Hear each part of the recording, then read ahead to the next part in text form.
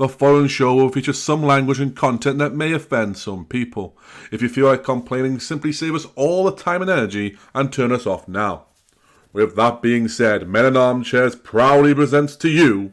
He got a bicycle! He got a bicycle from somebody. Who would be riding a bicycle in this arena? I don't know. Where did that come? Hello, welcome to the show. I know. We're going to do... First of all, I'll just get out of the way, okay? I'll get out of the way, because it's going to be brought up. It's going to be brought up.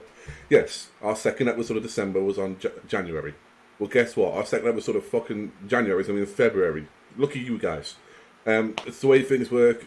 My YouTube was fucked up for a little while with the way it was dropping things. I think there was an issue in general. So it is what it is. However, we are back. It is January, it's 2021. Let's hope the fucking year is better than the last, which is something I feel as if I'm saying every fucking year. But, of course, I'm the king, Geek King, the king. I'm just king, fuck it. It's going fucking well so far. I am the Geek King, the nasty nerd, the fighting fanboy. Of course, I am the Cash Brew. And across from me on the screen, as well as across from me in life, as always, was my hetero life partner, my one and only, my bossy boss, Stevie Boss, Steve Jones 313. Say hello, boy. The greatest uncrowned European champion of all time. How you doing? Well, of course, because the greatest champions of Europe of all time, as we know, were, British Bulldog, William Regal, and Steve Boss. You're absolutely correct.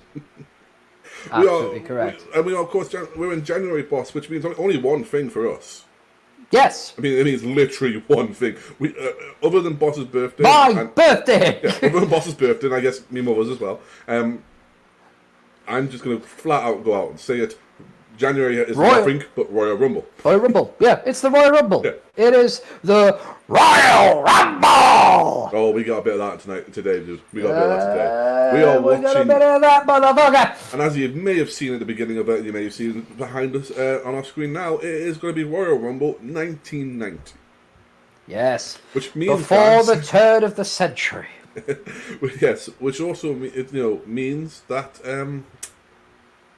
our WrestleMania is decided. Our WrestleMania retro episode. Yeah. Which means exactly, we're WrestleMania 6.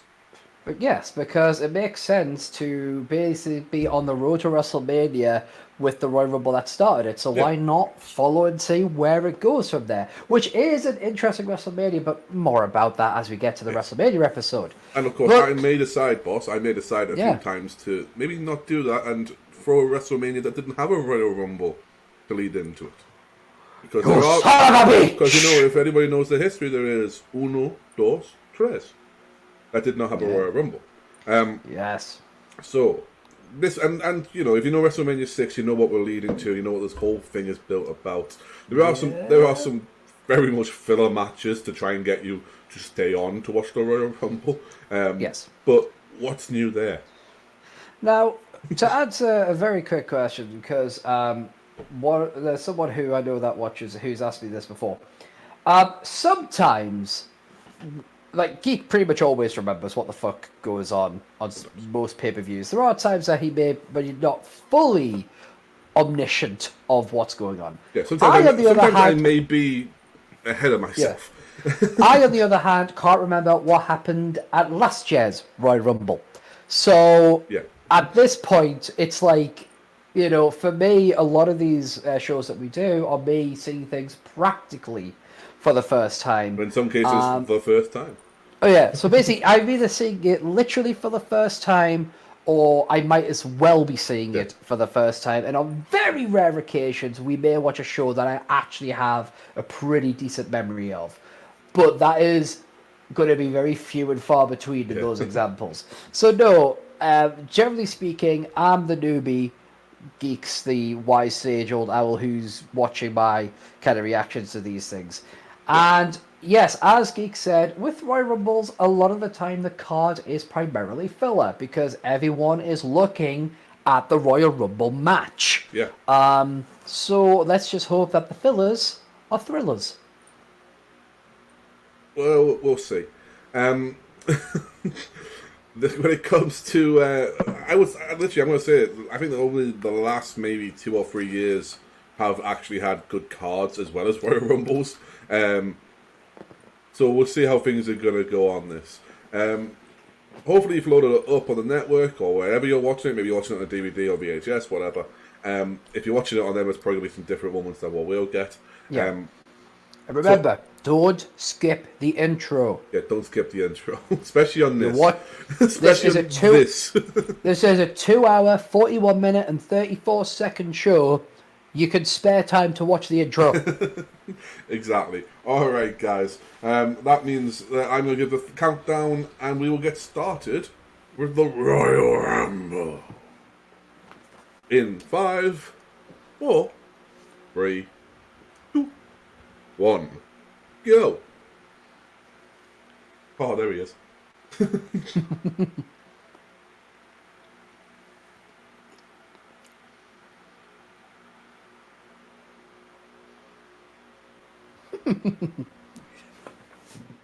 Oh yeah, the Macho King. Yep. Repping Andre.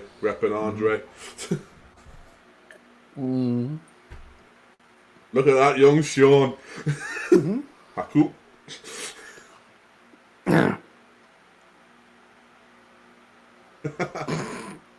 Coco beware. To the bird. My favourite to win. How could he not win? Jesus Christ. Oh, you're gonna see some body shapes in this one, brother. Yeah. I love the angles that they go with here, like the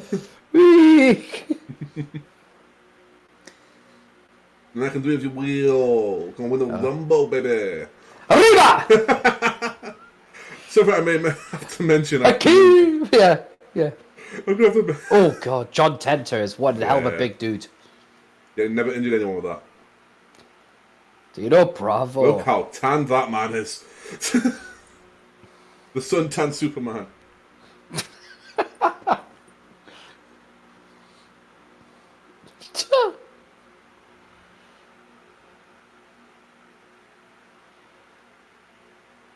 I love you. Told you that was filler. That's as filler as it gets. The Orlando Arena. We're in Orlando, Florida.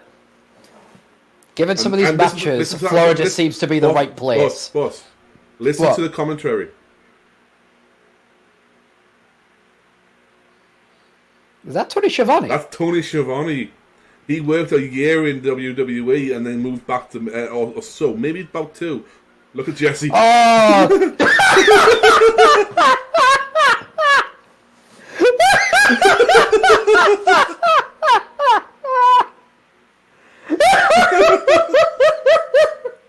Oh boy! We're gonna watch some wrestling!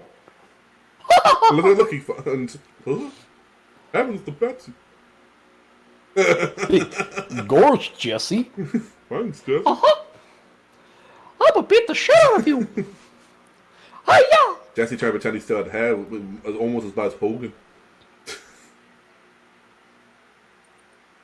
All American boys. Oh, this is a Jimmy Hart era theme song. Hey everybody, I'm the man for the South, Jimmy Hart. I'll tell you what, these are the greatest tag teams of all time. Jacques Rougeau, Raymond Rougeau, the All-American Boys from Quebec. By the way, that Jacques Rougeau is the Mountie. I know. No, as opposed to the one who is not the Mountie. No, he's the one who still works with WWE on the French commentary team because we're not the Mountie.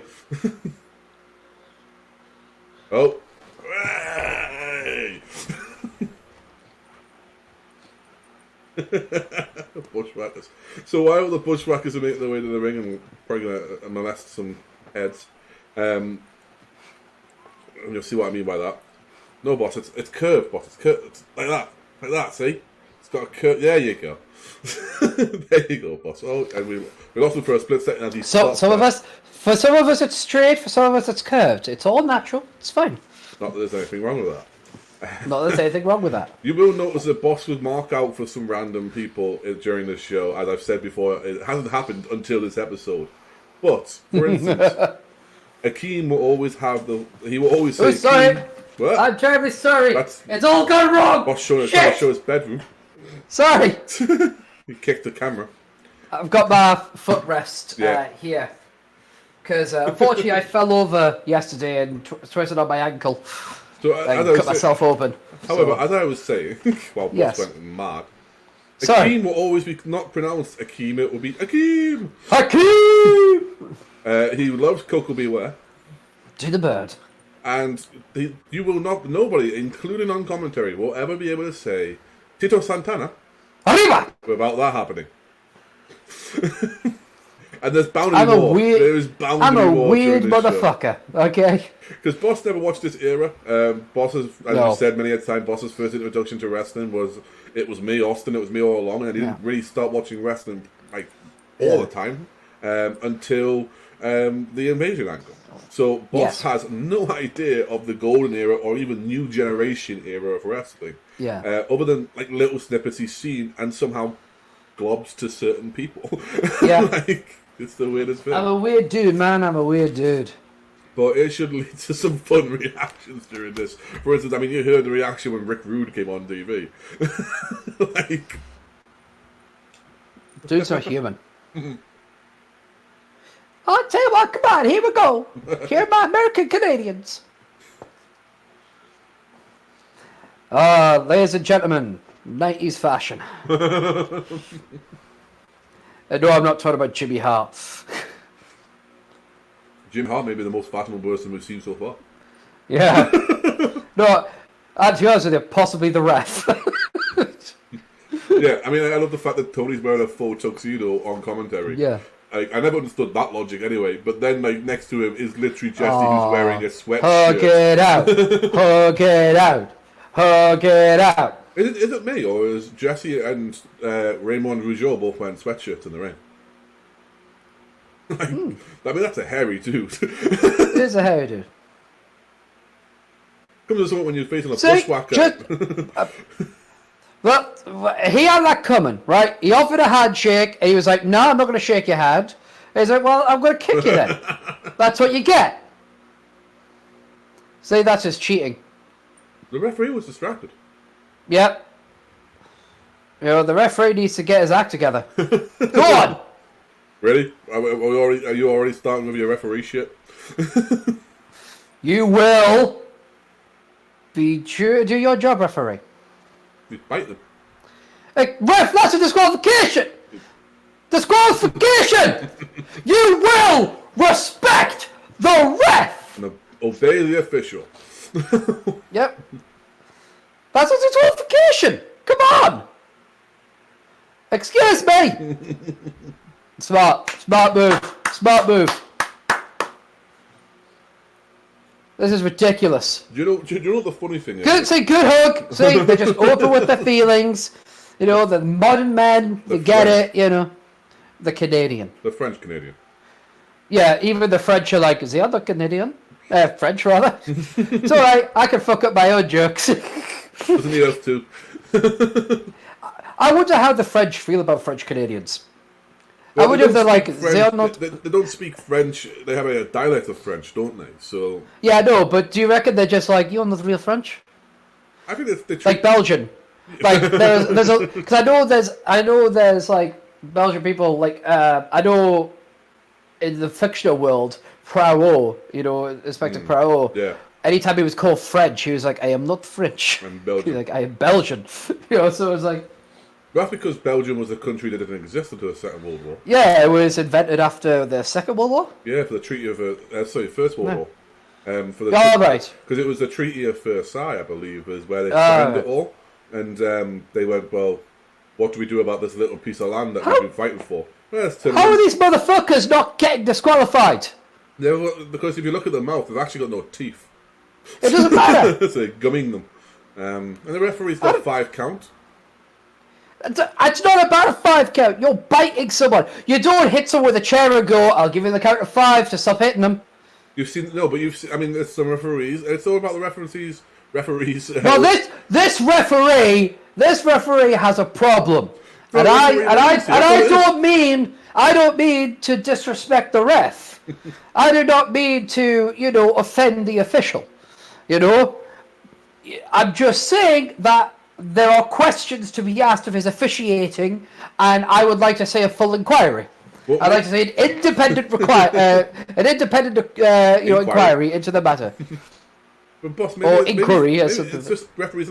We've seen some referees say, "Don't hit them," and wait until they hit them with a chair, and then they turn around and they DQ them. And we've seen some DQ them as soon as I'm seeing some shoddy calls here. I'm seeing some really terrible calls here, and I think, that it is not fair. And yes, there'll be some people who'll be like, What about that? Just desserts. Clearly the referee is going to allow these sheep herders to, do what they want to do. Very nice. So it's like, fine. Thank you. So it's like, fine, if you're going to let them cheat, then it's going to be all's fair in love and war. If you're going to let them cheat, then we're going to have to cheat to survive. If the other army starts using better guns, what are you supposed to do? Go, well, for the sake of honour and duty, we must still use our muskets. No. Depends what you got access to, really. Oh yeah, absolutely. If you haven't got access to anything else, you just do whatever you can. Oh, it's a front kick. Yeah.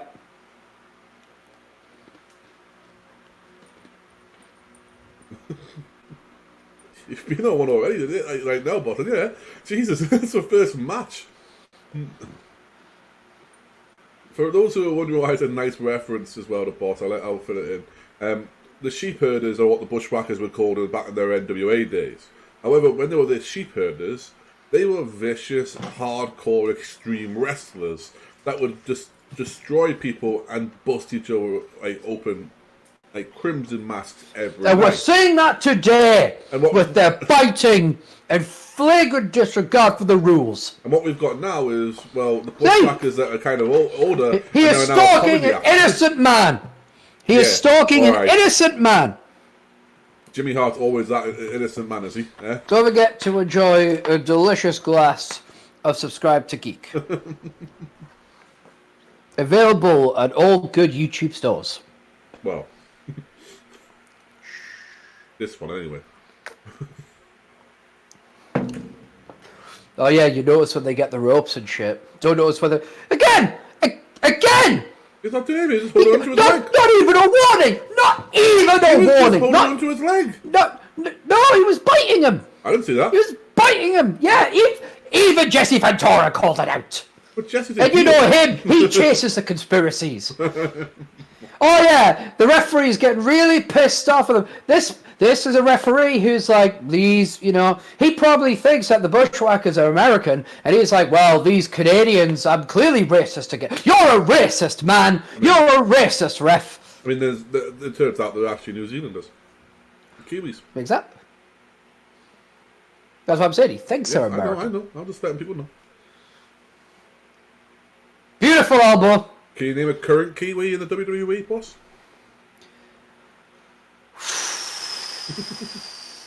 Why did he go to the ground and do a nipple?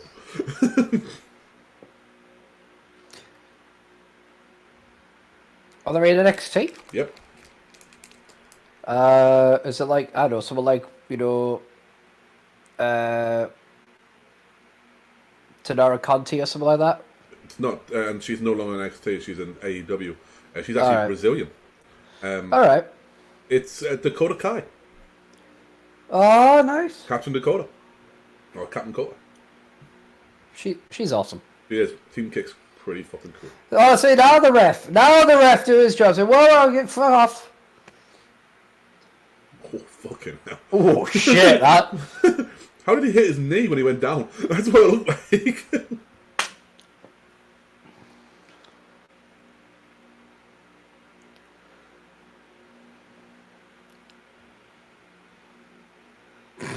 Amazing snap, man. You can't do much with the fucking guy just snapping and can't actually roll over. Again, he was counting. this flagrant disregard for the rules. This is bullshit. I will not have it, sir. I will not allow this to stand. But you kind of got to. There's nothing you can do. I can complain loudly on the internet. That's always helpful. Well, you and your friend Mark. There's me and my friend Mark.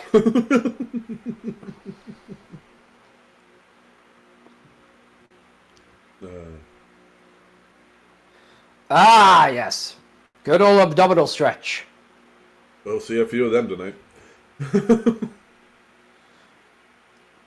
Yes, I was about to say, please change the angle. Look at that, 1990, and you've got a crowd that big. That's how big the business was, man. Yeah. Think about it this way, right? Right now, they're doing crowds like that every... Well, not right now, but in 1990, they were doing crowds like that every single night. It would only be about 3 to 4... Well, 3.5 years later, they were doing house shows in fucking gym halls again. Yeah. And then look at what attitude they ever fucking did. And that's why I am truly of the belief that... It didn't. That was a tap out. You do realise that tap outs weren't official until 1996, right? And do you know who had the first ever tap out win? Ric Flair. The human suplex machine Taz. Ah. Because he was doing the old UFC finishes with his Catcha Hatcha May. Yeah. The Taz mission.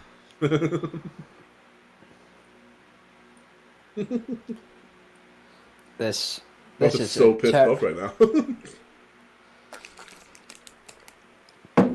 Just the amount of bias that this referee has for the Bushwhackers.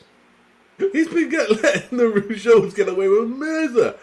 No. The Rougeaus he hasn't been letting the Rougeaus get away with murder. There's stuff that he hasn't seen with the Rougeaus, admittedly, but there's stuff he's just stared at the Bushwhackers. He's like, you want to bite an opponent? Yeah, fucking go for it. Go for it. Have fun. Bite him in front of me when I'm staring at you, and I'll be like, asshole.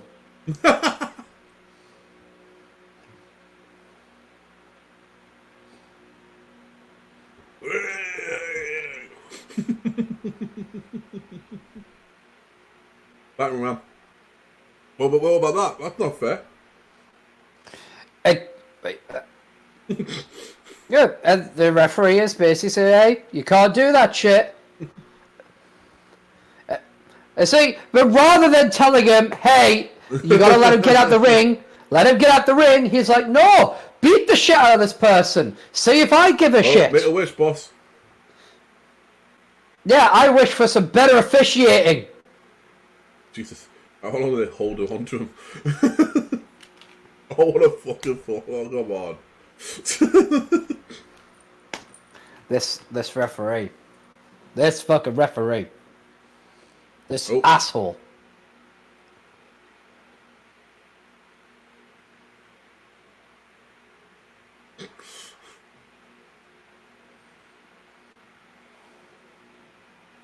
See, Jesse said turnabout's fair play. Oh, fucking, yeah. Racist. He's a fucking racist.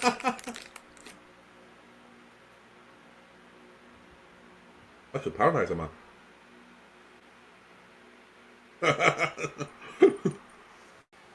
Nah. For as much as that match was hoo-ha and everything else, right? The crowd were fucking red hot for it, weren't they? Oh, he's not. Boss isn't happy. No, he's licking the referee. No. See? He was in on it the entire time. Look! Look at him! Look at him! He was in on it! Things that you can't do in 2020. Fucking... The referee, it was a con job. Fucking appeal! Fucking appeal, man. Get the ombudsman in here! Doesn't work with wrestling, bro. Referee's decision is final. Sue!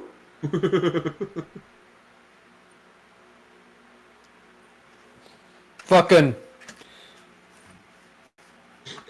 It's like Ric Flair and Charles Robinson. It's fucking ridiculous. Fucking ridiculous, man. There's clearly... No. this fucking bullshit. It's fucking bullshit, man. Fuck the bushwhackers. Yeah, I said it. Fuck them. Fuck them, and fuck anyone that likes them. Fucking cheating bastards. I told you, never will pay-per-view, I watch where I want them to win. In which case, how dare anybody? Yes! Fucking Virgil.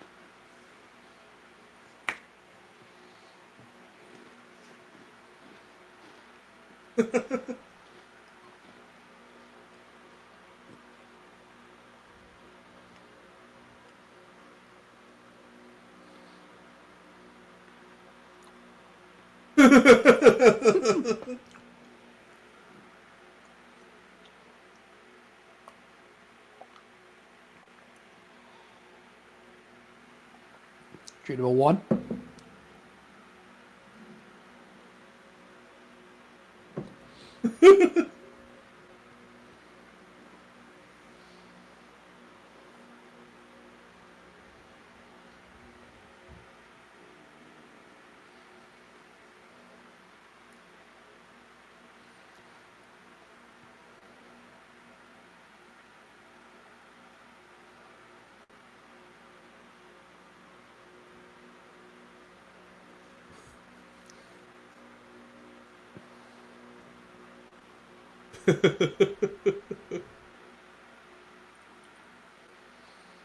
Your boy Jack Tunney, Yep. look what he's done, boss. Jack Tunney! Jack Tunney is the man, and Jack Tunney will deal with that referee. We won't say anything publicly because, you know, you got to handle these things back office, which is fine. Oh, here comes Lanny the Genius Poffo. Ready for some poetry, boss? I'm a poet and I'm not ready. I published a poetry book and I don't want to hear shit.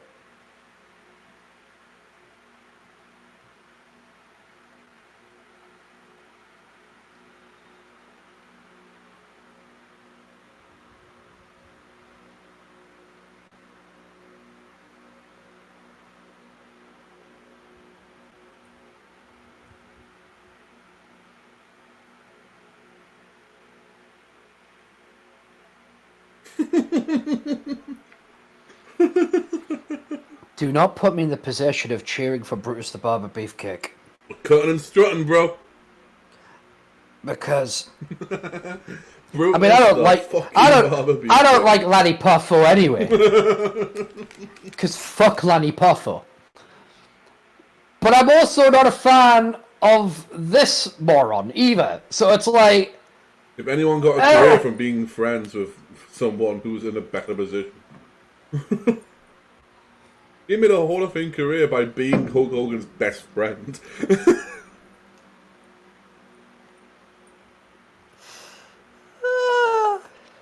Apparently, and this is something I heard recently, Lanny Poffo was actually signed to WCW when Macho was. And the reason I say apparently is because I've never seen him wrestle for WCW. And apparently no one else has either. Yeah, I've heard that he was signed, but that he was just never used. Done anything. Yeah. They never used him, so I think he was just...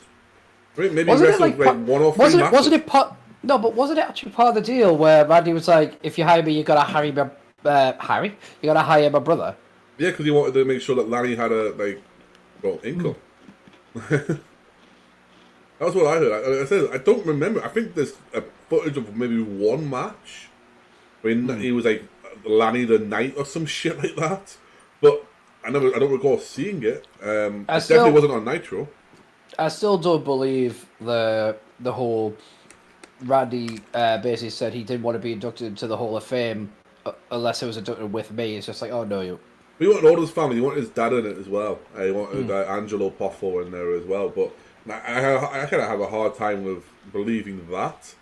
Like he wanted all three of them because it was only a year or so afterwards that they actually put Randy in that he died. Like, so if that was his true belief, then Lanny didn't wait long to put him in, did he? Yeah.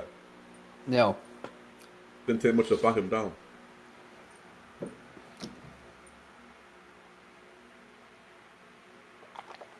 I think Macho's just still a bit. I think there was still some open wounds that when it came to the relationship, because apparently, and it was one of those ones that we never saw. Like Vince openly said, on Raw the night he left, that he let, we wish you the best and everything else, Macho Man. You've been a true legend here. And like it was the first acknowledgement that someone had gone somewhere else. Like, he didn't even acknowledge Hogan had gone somewhere else. Yeah. So it's one of those ones where and Savage never phoned Vince to tell him. He phoned someone else to tell him because, there's all the rumors and everything else. But they reckon the reason was that he didn't want to tell Vince because he knew Vince would convince him to come back. Yeah.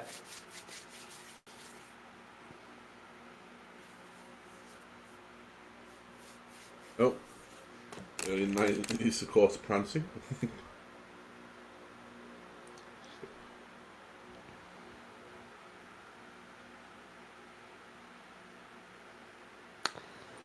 I really wish we were sponsored right now. Not for the money, but just so we could do an ad while this shit's happening. Like some kind of, let's talk about Audible or some shit like that, because fuck this match. Well, boss, there was, as soon as you're talking about what we should do in between this match, because this match is, as you say, fuck this match.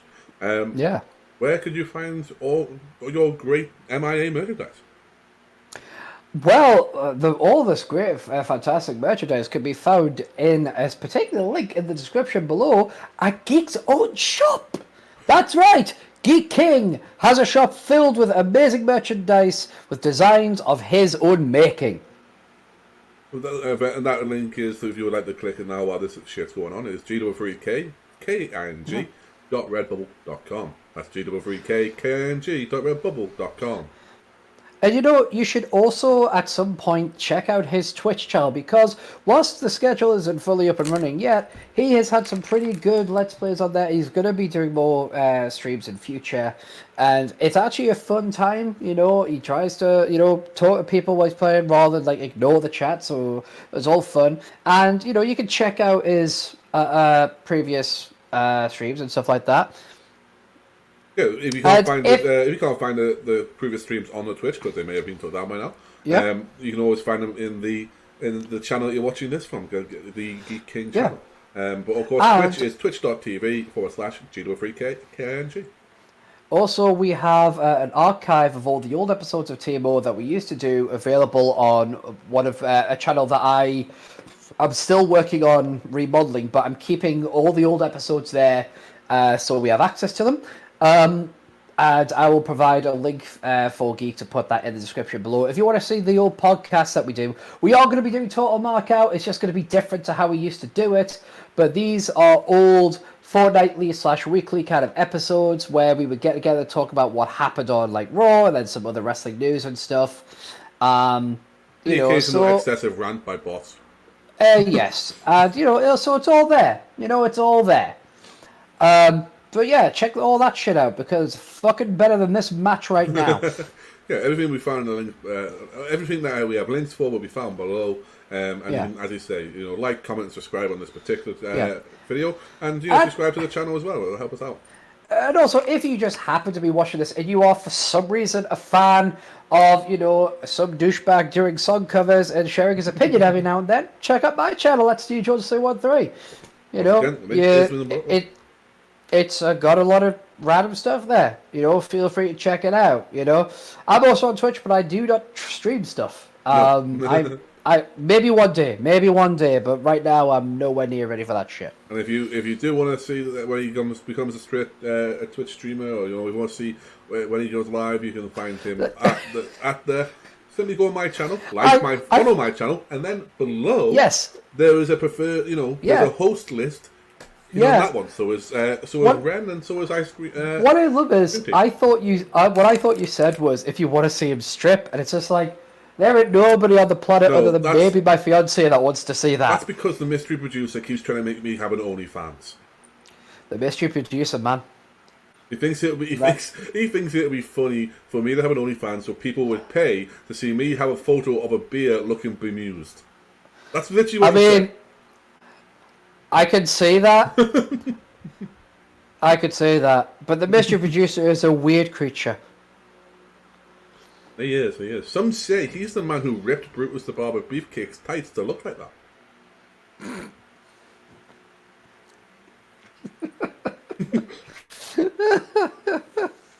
And some say that the only reason the genius isn't called the genius because the mystery producer said, well, why don't we just call him dumbass? And Macho Man refused to let that happen. Some say that the mystery producer made his own weaponry on the actual anvil of Jim the Anvil Neidhart. Yeah, it's funny because he used Greg the Hammer Valentine to do it. Yes. Thanks for saving my joke. All right. Geek's always there for me. Some say that the mystery producer is the only wrestler in history who's ever been able to get away with the high blow. Which is amazing because he's not even a wrestler. Or is Yeah. Some people have said that the mystery producer has a more impressive title history than Vacant. Nah, I'm not having that, like. Nah, Vacant's pretty fucking sweet. It's impossible to have a better title history than Vacant.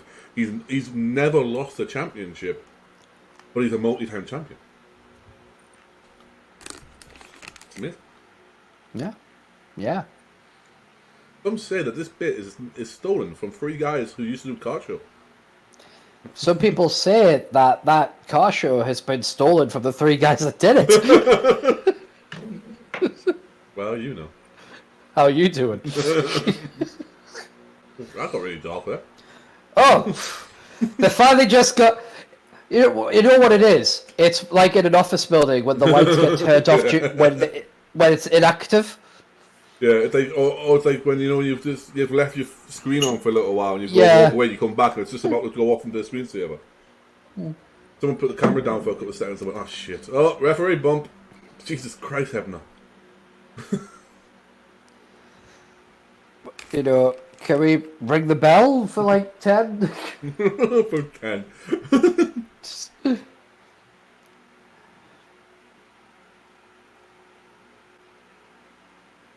Well, Jess, can you not go down there and, just end the match?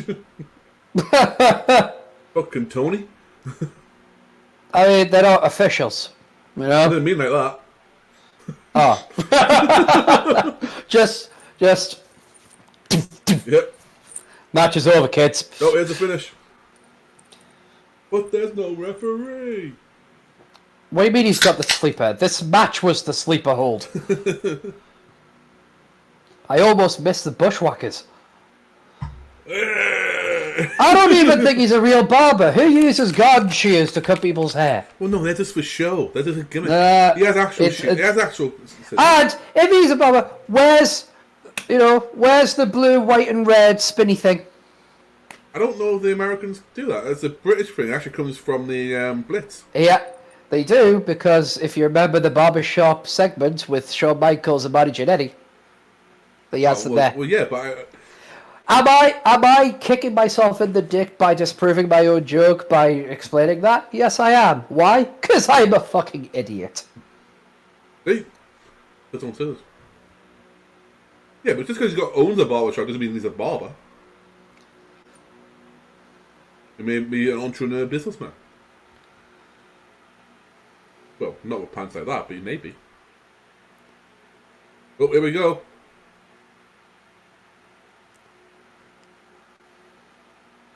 Jesus Christ, man.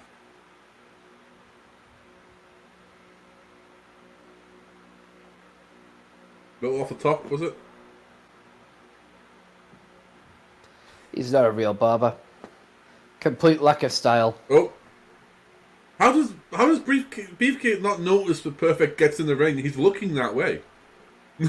Yeah, what I loved is that he just watched him and was kept cutting. Yeah, like He just kept cutting. I'll get as much off as I can before Perfect hits Yeah. me. Oh, here we go. You ready, boss?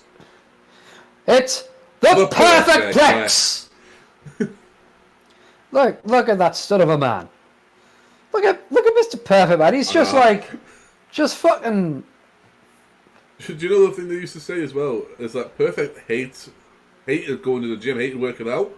So he got to one point where he just didn't, and he never changed his fucking look. Oh, we got that old steel chair, which is clearly made for someone to sit on, not to hit with. Oh, we must be in the PG era. There's no headshots.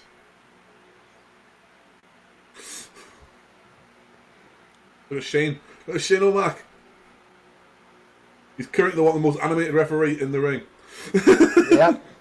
Sorry, Shane Stevens. That was his name. I know it was. That's his name, Shane Stevens. Don't ever go at me. Oh, there's no one else yet.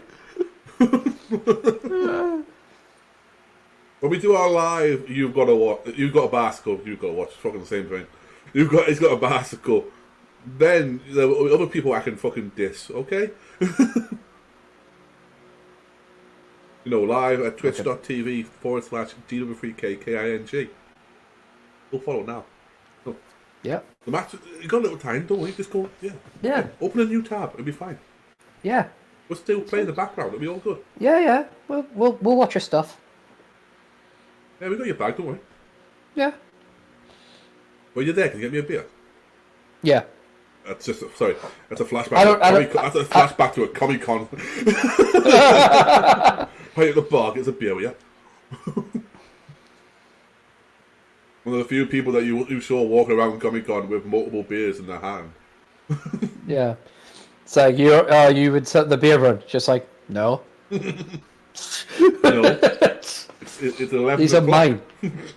Yeah. I've been here for 3 fucking hours, mate. Yeah. I loved how I was like, because I can't remember if it was the first or the second Comic-Con where they actually sold beer. I think it was both, but I didn't drink until the second one. Yeah. Sean Mooney. Yay! Oh, the family. Yeah. Jesus Christ. You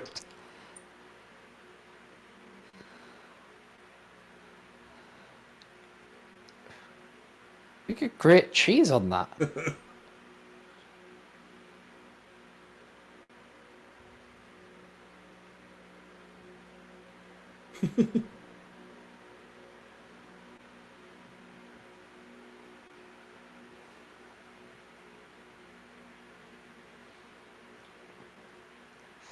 Akku right now is the only man who's not bothered the fact that you can't see him because he knows you can see him.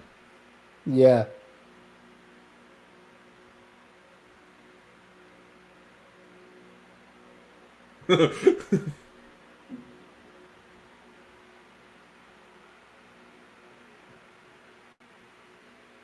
Brain's having a family meeting. Family meeting.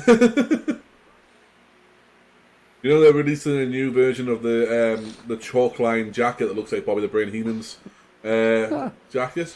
It's the blue one though. I need to get some money and get it. Like,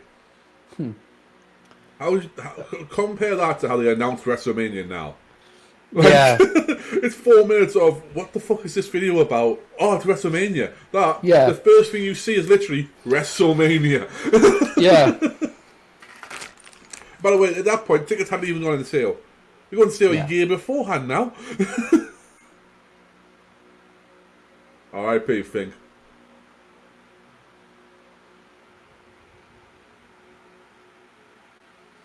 I love his voice. And now it's great, isn't it? Mm-hmm.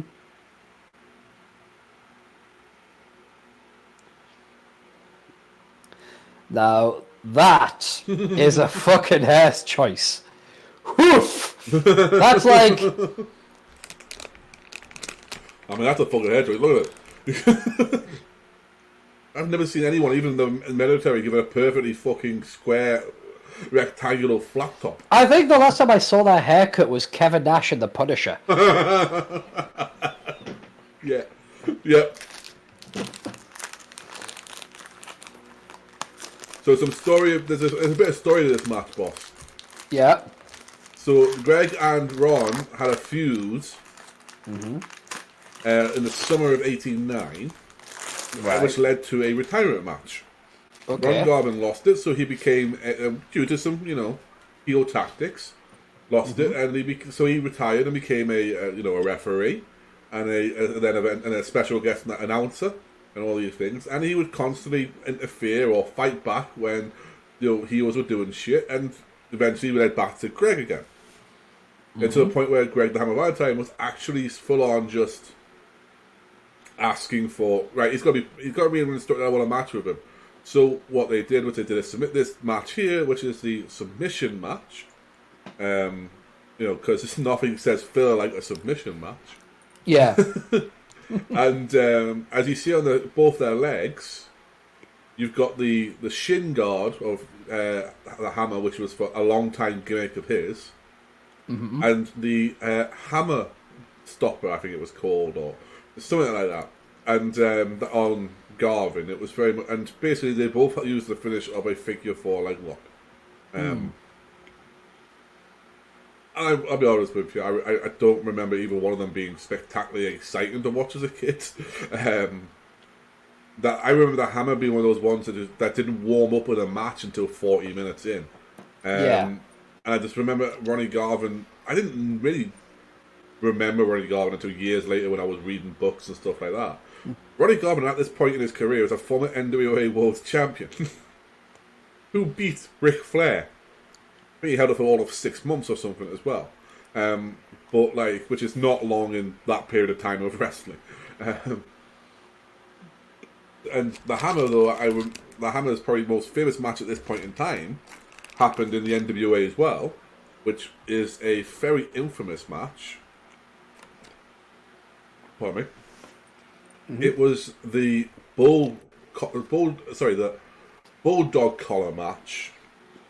It Starcade against Roddy Piper. And that was the match they recently brought back into the dog collar match in general was recently brought back to the attention of the public due to AEW. Which does lead me to say one thing I should have said at the beginning of the show, actually. It's the Royal Rumble. You know what that means? You know what that means. Because it was obviously Mr. Brody Lee, who very sadly is no longer with us. And Cody Rhodes, who brought back the dog collar match in AEW. And it was a match that you saw sometimes in ECW. You saw it with the Pitbulls versus Raven and Stevie Richards, and I think that was probably the only one I can remember it distinctly. But still, yeah, it's one of those matches that was really not seen for decades at a time. Yeah. And the reason being is because both the Hammer and Piper had really bad injuries from it because they bought these dog collars and they padded it with like wool, so it looked like a proper dog collar, Yeah. And they had this garden chain that was on it, and they're whipping the fuck out of each other with garden chain. And at one point, I think it was Greg who cuts his ear, and it's just bleeding from his ear onto the dog collar, which is then soaking it up. And I tell you what, it's a vision. We may get to the point where we do some Starcade and some early Starcade as well.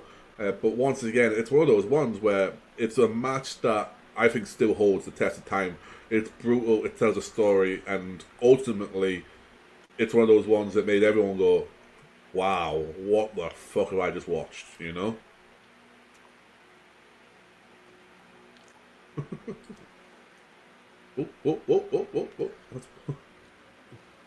Chop. You don't chop.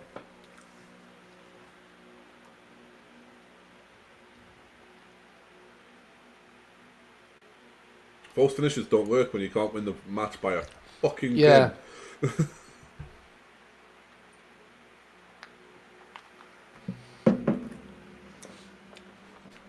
Yeah. See, so obviously with those, you want to be careful the kind of submission match. Yeah. Submission you use in this match, especially when you got these big kind of guys. Yeah.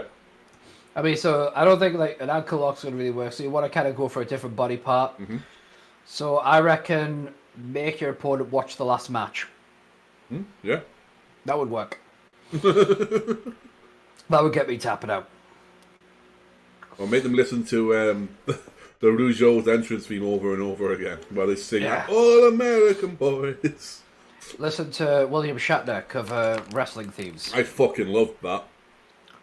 It's time. Not even ironically. The game! Not even ironically or anything like that. I just genuinely loved that. Like, Booyaka, Booyaka, 619. Booyaka, Booyaka, Rey Mysterio. Because he really lent into the way of, like, everyone's Shatner impression. Everyone's Shatner impression of, I'm going to a place I can't be. I'll be right back, Uhura. And he lent into that when he's singing of, it's time to play the game. I wanted them to actually release that. They never fucking did. But he's released, like, because he's actually done an album like that, hasn't he, Shatner?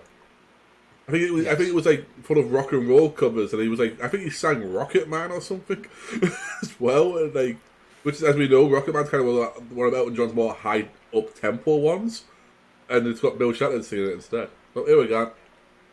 So you'll see what he did there. For some reason, this makes added pressure is he put his shin guard around the back, so it would press down harder on the bone.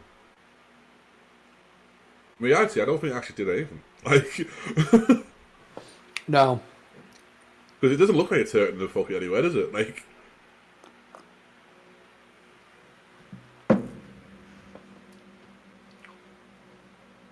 The hammer jammer, that's what he called the fucking guard.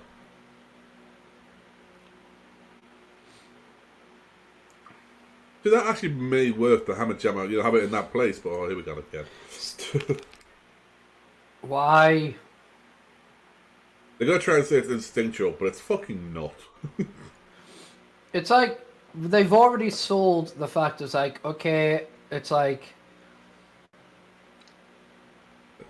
they've sold the fact that they oh yeah, they're having to remember it's a submission match, but there's such a thing as driving a point home through the other fucking side.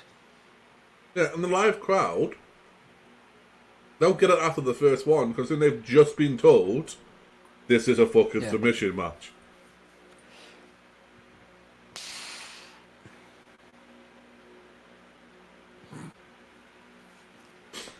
What a sell. What a fucking... Oh. Now that he's down, why not just take the hammer jammer off? Yeah, that's There's a sentence I never thought I'd have to say. You know for a fact your old man being like a builder and a workman, like, is not expected to ever hear you say a hammer jammer, because he's sitting going, the fuck's a hammer jammer? Yeah. What, a hand? Yeah.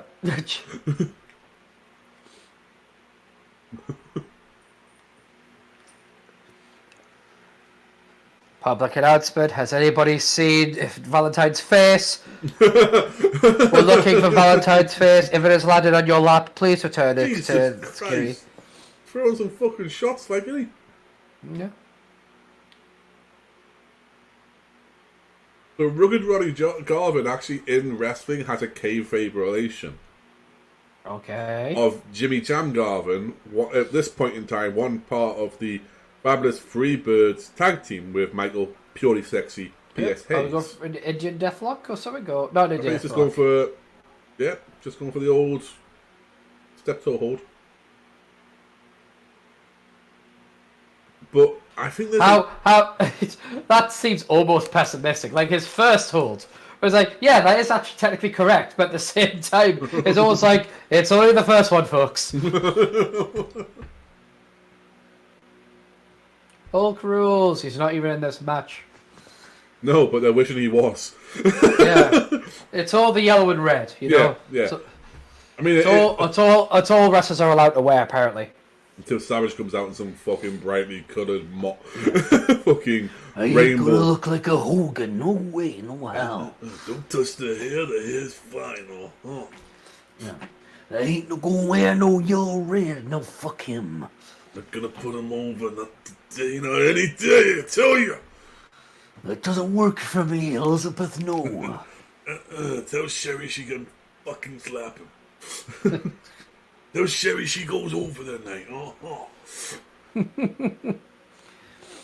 But yeah, I mean, come on. At this point in time, they used to do TV shows where they would tape the shows like 4 at a time because they were hour-long shows, right? Yeah. And every time it would get towards like the end, like in between shows or in between matches, you know what they would announce? What? Right, next up, we've got a match between such and such and such and such, but don't worry. And after that, Hulk Hogan will be almost out. And don't forget, Hulk Hogan's coming back out later on to do an interview segment with Rebel Lowe or something. They do it just to keep them enticed. Of like they might not be interested in these two, but Hogan's going to be out soon. Because at that point in time, that's all people care about. Yeah. Like they had their favourites like the Hot Rod or Jake the Snake or Ravishing Rick or Perfect or I'm naming a bunch of fucking heels here, Boss Man or whoever fucking Brutus. But at the end of the day, they weren't getting their money's worth in their mind until Hulk Hogan come out.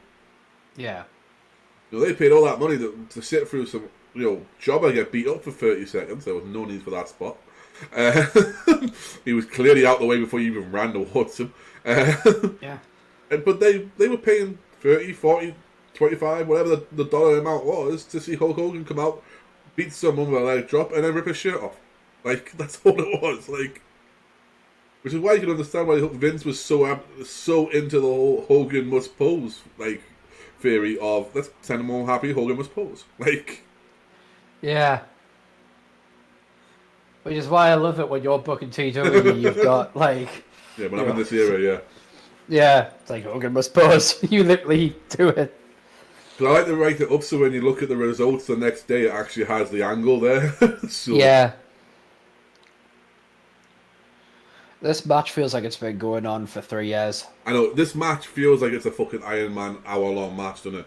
Like, yeah. There you go. There you go, Jimmy. Oh yeah, don't get me wrong. This is when our former cohort, or former co-cast member, or whatever you want to call him, was right in the theory of submission matches are boring, because this match has felt like it's gone on for submission matches 15 years. Submission matches are boring. It's the people who are in them.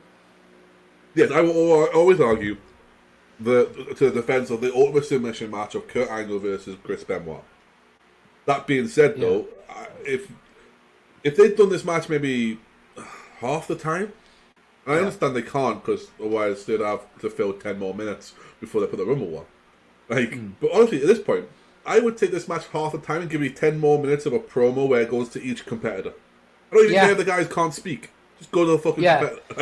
Or even have you could have done like the Rougeaus in the back, not to harp on about, but be like, we were screwed, we were cheated out of this, and just anything. An advert for WrestleMania, anything. Jesse do a promo with Tony. I don't give a shit. Fucking meet your referees. I don't care. Meet your referees. Oh, that's a shirt. That may be coming to GeekKing.com soon. Meet your referees, and it's just a bunch of faceless people in referee shirts. Yes. Now back to Boss's favourite segment of Meet Your Referees. This week's referee is such and such. Yeah. He hails from Cleveland, Ohio. He's 5'4". A lot of people aren't fully aware of the full history of Dan Angler. It's like, next week we will show you the interesting and violent history of Rick Knox. That's an apt fucking title for Rick Knox, to be fair. The violent and destructive history. Yeah. Sometimes bloody history of one Richard Knox. Yes. Rick Knox is well known for his time in AEW, but did you also know he worked in 2 other promotions at the same time? Ones that had a history of warfare? Yeah. That's right, my friends. Rick Knox also worked in Lucha Underground and Pro Wrestling Guerrilla. To find out more, subscribe here. It's like, let us do a retrospective on Earl Hebner. I know. Buckle up, kids. We'll get there. Trust me. Well, it's like. Listen, Earl Hebner has been in a lot of controversy. Well before 97 even fucking happened, alright? Yeah. He was part of the famous angle where there was 2 referees.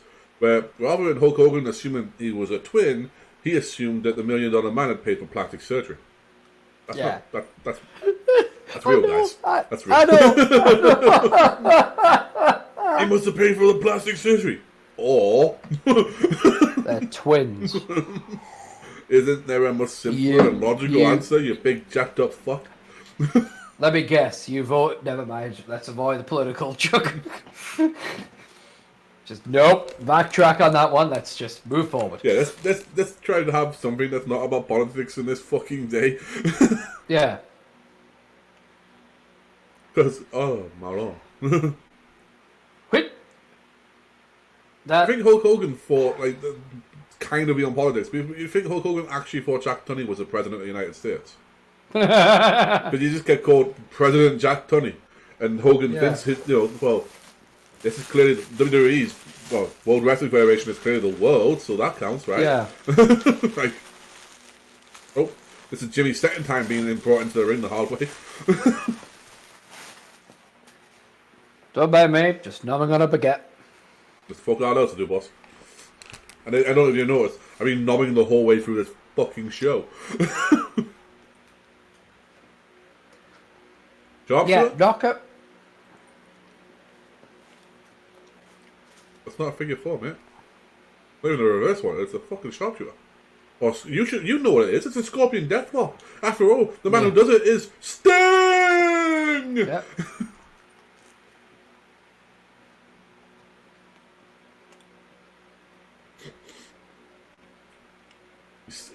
Right there, when he was doing the sharpshooter, he stood like Taz stands naturally. Yeah. Like, Taz stands like he's a fucking, like, a foot taller than he is. Which always makes me, I mean, I'm a big Taz guy, Team Taz all the way. But, like, it always makes me laugh when he stands and, like, he's about a foot taller. In his mind, he's 7'4", he's 400 pounds, and he's gonna throw someone. Like, in reality, he's like, what, 5'8" or something like that? Yeah. Oh, here we go. Mean Gene. Who you got, Mean Gene? Mean! Woo! By God, Gene!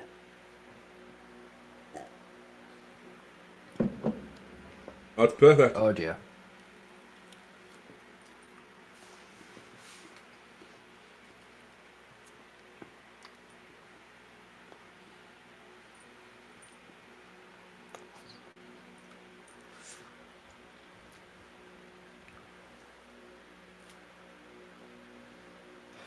Where are his eyes?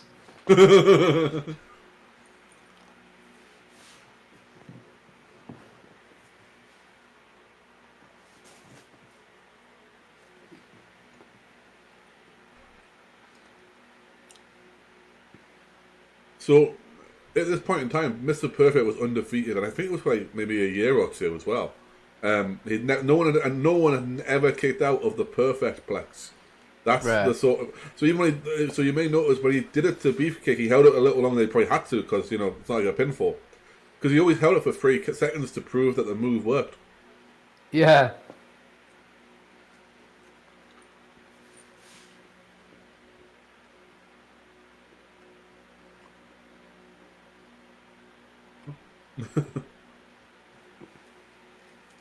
Such a heel. Such a dickhead heel. He's like, but it's like when it got to his eyes, it was like Muppet design. The sunken it feels like, it feels like Animal, where it's just like, oh, there they are.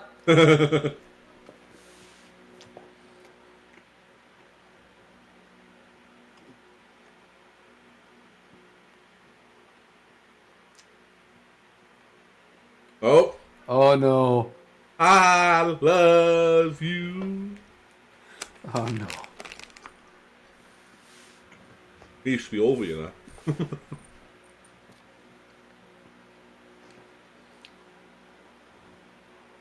Yeah. Get him, love. I never got the red. The face. Because obviously it's supposed to be one of those evangelists you see on TV, isn't it?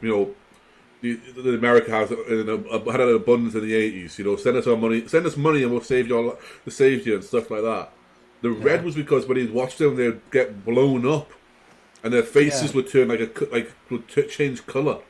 So Vince said, "No, you got to have more red. You got more." He wanted really so he always looked as if he was out of breath and I love. He was screaming so his lungs would hear the heavens. So that was what it was.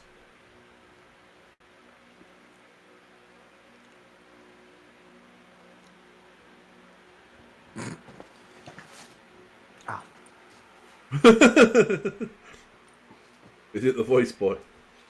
No, I wish. No, it's just my leg. All right. Fucking twitches in the worst places, imagine. right under my knee, literally just under my knee. So it's hitting a fucking nerve. Ooh, yeah! Here we go out on top. Oh.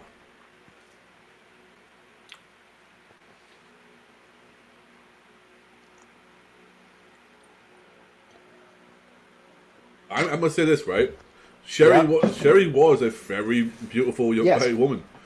The thing is obviously when she dressed up like she does for sensational Queen Sherry, not so much. If you see pictures of her just hanging around with the boys in that backstage, she's a very beautiful woman. Yeah. And a very bodacious one. It's like when it's like when people try to replicate the tired look. There are some it's there are a lot of lasses who just look amazing when they're clearly just they've kind of just gotten up. It's this really cool shit. And then when they try to replicate that, they just look like they've been on a fucking 5-week crack binge.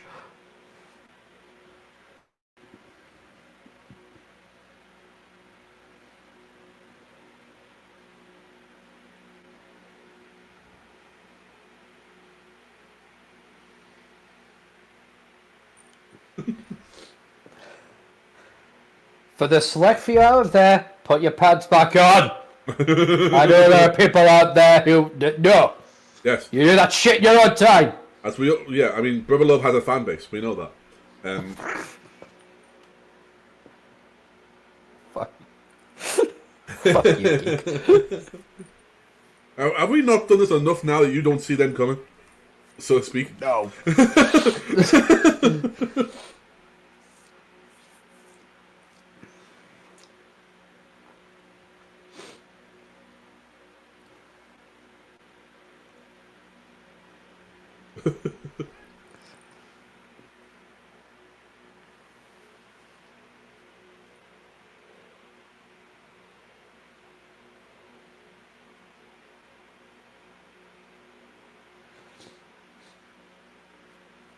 Seriously, it looks like they're about to get it on. Yeah. We get it almost every... I forgot I need my 10-second timer. Yeah, we'll just call it a cover. We'll be fine. Yeah.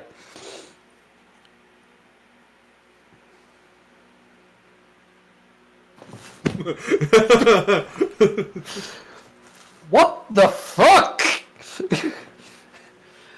That's not a reasonable response.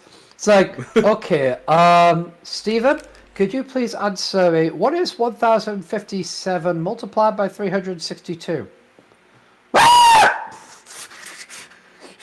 go 6 and then the fifth with the 2. Carry the 1. The 1. How is that not a t-shirt? Because I haven't made it yet. I think officially I have to ask Jeff for his permission.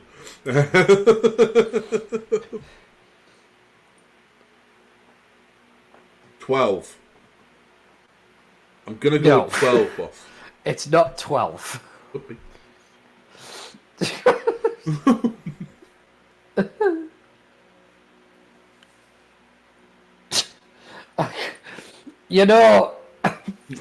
What?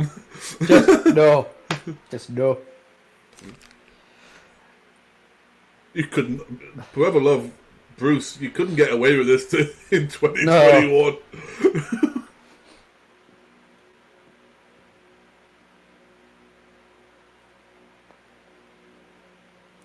Do you feel lucky? Punk? Oh, do you?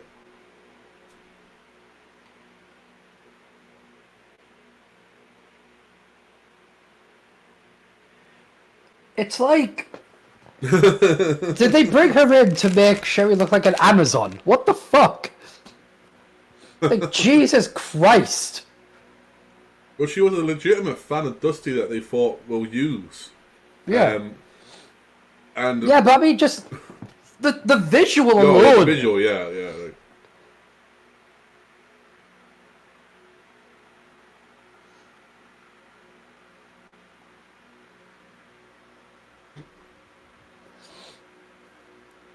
Like, what this whole angle is missing is JR and commentary going, "Oh, this isn't right. Can someone stop this?" Yeah. God damn it, he's already dead. Ah, son of a bitch.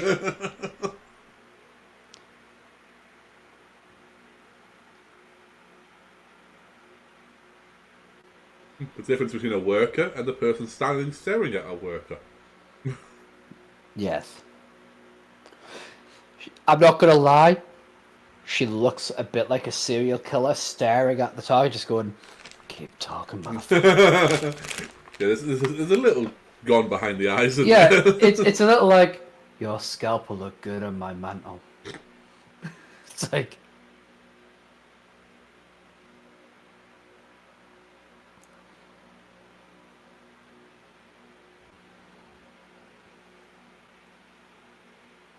a whole lot of funk in the trunk. Oh, let's get funky like a monkey.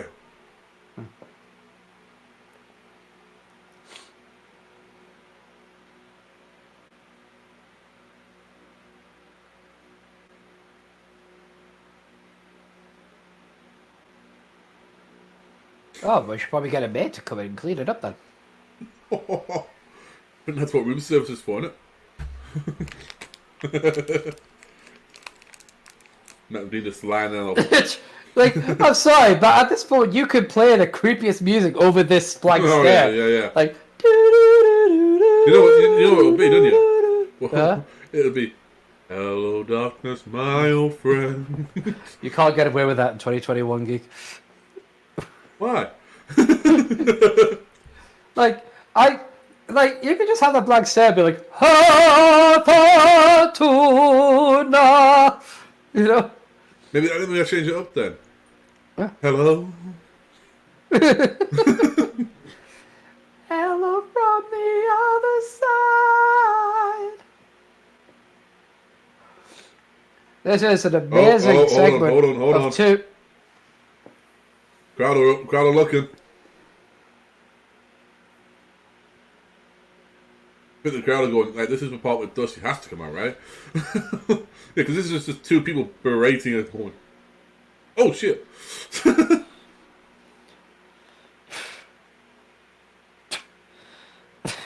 oh, yeah, what do you do to Sherry? I'm gonna slap you right in the face. Yeah. Come here. Oh, shit. You slap Sherry, send for the man. The man. Oh, Jesus Christ. Those ropes are just like... I feel like those ropes are going, "Give us a fucking second, Randy. We're not ready." No one said you were coming up at this point. Oh, what the fuck? Look at Bruce. Sorry, brother. It's his first name, right, brother? Second name, Love. Never, ever grab your sister's weave. You will die. You will die. Oh, Matt and Dream will do something like that. Uh-oh. I think Brother Love may regret to get back in the ring here.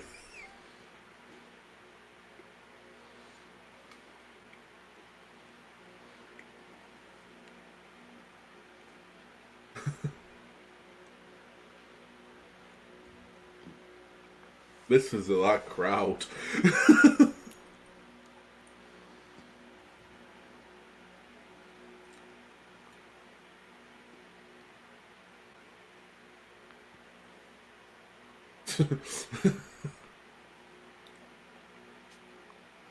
I'm just a an advocate. I'm just an advocate. What goes up? Yeah, Randy ain't got your back, apparently. Pat Patterson's holding him back. He's telling him to get the back, so he has to. Oh. I mean, it's no step. Jesus. I'm like a bird, I can fly away. The speed he was chucked there. Like, and she's lost her shoe. She's lost her shoe. She don't need a fucking shoe. Honestly, who throws a shoe?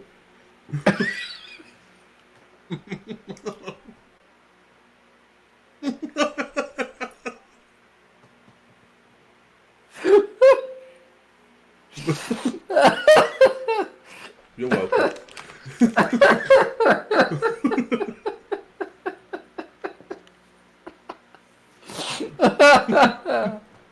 Oh. Shut that. How's that not a meme yet?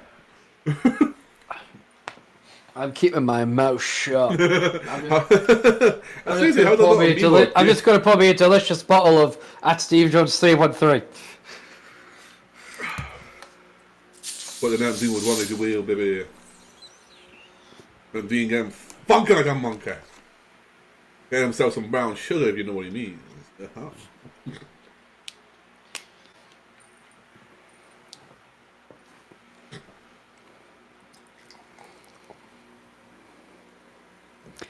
It's like, it's just that fucking stare, man. It's so fucking unsettling.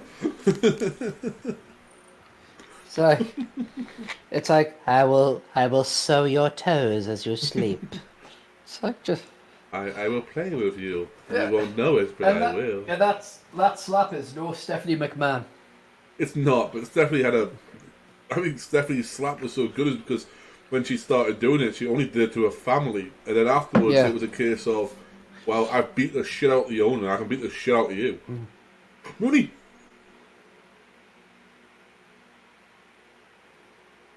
Oh, this cross-eyed fuck.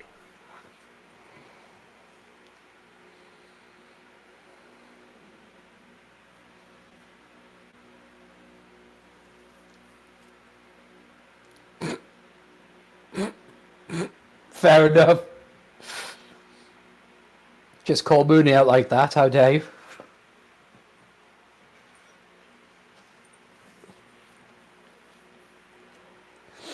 You're fucking kidding me, I You bong-eyed fuck. You'll be serving hard times, probably for possession of cocaine.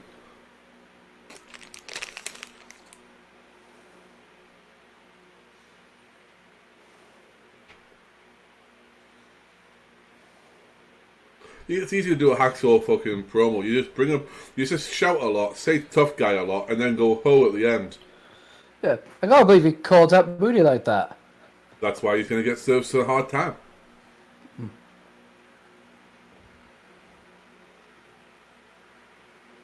Jab so bro. What was a jab so bro? I said the institution of marriage. Marriage is a sacred institution. All I remember is jab so bro, do you always lie to your friends? Jab so bro, would you ever get nothing in the end? Yeah, so bro, do you always lie to your friends? I've always Not so bro, would you never get nothing in the end? I've always had a fascination with Slick because he only had a few years in the business. Yeah. But what he did was fucking tremendous. Like he managed initially he managed like Nikolai and the Sheik when he first came in, like, and then he brought in the natural Butch Reed, and he was Don. It was Dino Bravo's first fucking manager, I believe. I mean, Luscious V. But like, his most famous is for the One Man Gang and Akeem. Yeah. And of course, you know, turning Akeem the African Dream. You know, from white to black somehow. And then he brought out the Big Boss Man, and I mean, Big Boss Man's been a favourite of mine for a long time, guys. Just hit him with the fucking nightstick and get this over with. Like, you're a heel, you don't have to win by pinfall. Just get DQ'd. You'll be fine. Oh, never mind.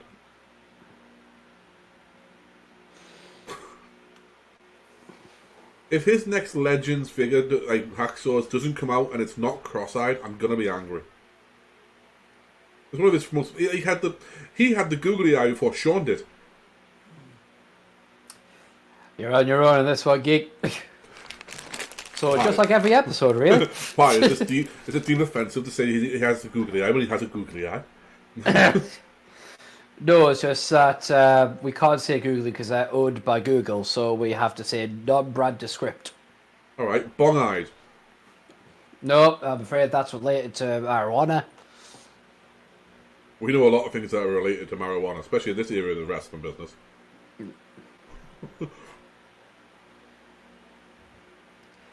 I love how there's there's blocking, you know.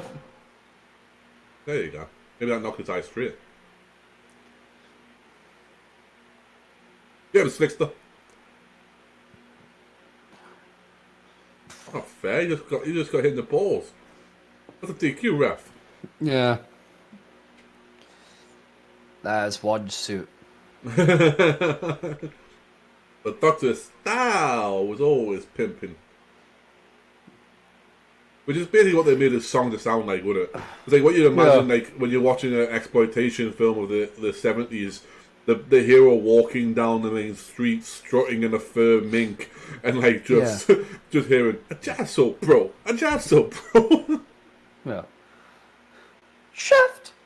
That's what it sounded like you were going for. No, it's like you know, I know who's you the guy? I know what you said. It just sounded like you were going flash. Shaft. Ha! Savior of America. the booty. His duty. He tapped every one of them. Pretty much.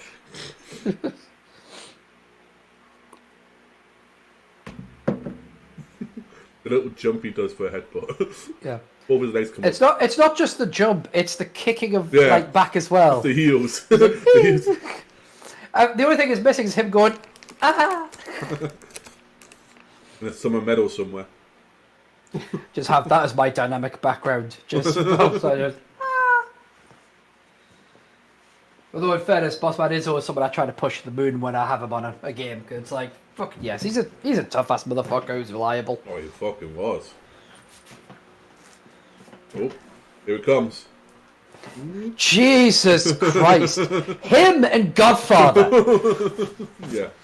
The ropes. They just look at those ropes as if it's like, right, I'll test them for you, lad. It's like, Well, I think that's what actually they did before the show. Has Godfather around the ropes yet? Nope. Well, go make sure they're tight enough, will you? yeah. Well, you have to probably retighten them after he does. Hey, we've seen it happen at shows when the referees come out and restructure things.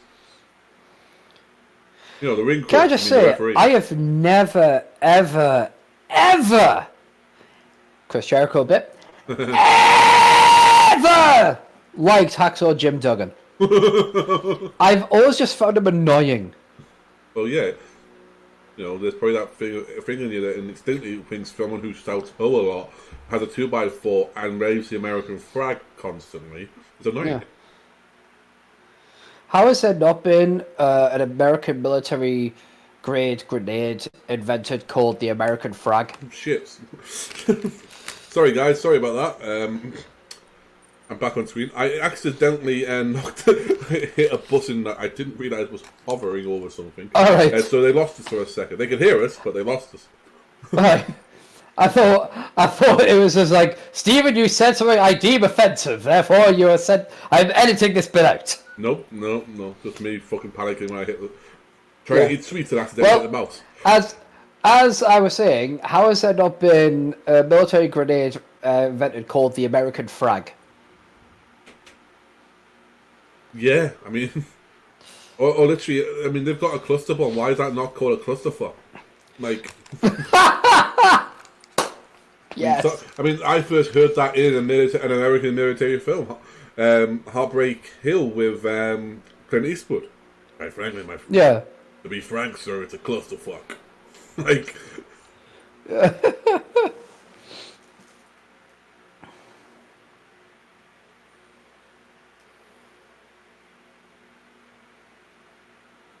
lad, boss man. Good lad.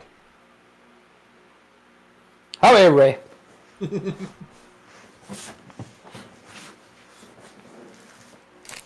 Boss man was one of those ones that, because he left the WWE and lost his boss man name, but was pretty much still the boss man everywhere he went. He went through so many fucking gimmick names, it was unbelievable. Yes. Yeah, he went back to Big Bubba at one point. Yeah. He was then the Guardian Angel, because they were doing the Guardian Angel things that they did in the streets in the early 90s in New York. Then he became like, I think he was the chief or the sheriff or something like that as well. And like, you know, he was never. It was always something that was like sort of military, like military police. And I was like, for fuck's sake! I mean, that's just. And I think at one point they just called him the boss. I was like, right. That lasted only a week, I think. A mule knee there. He mule kicked and then he hit a knee.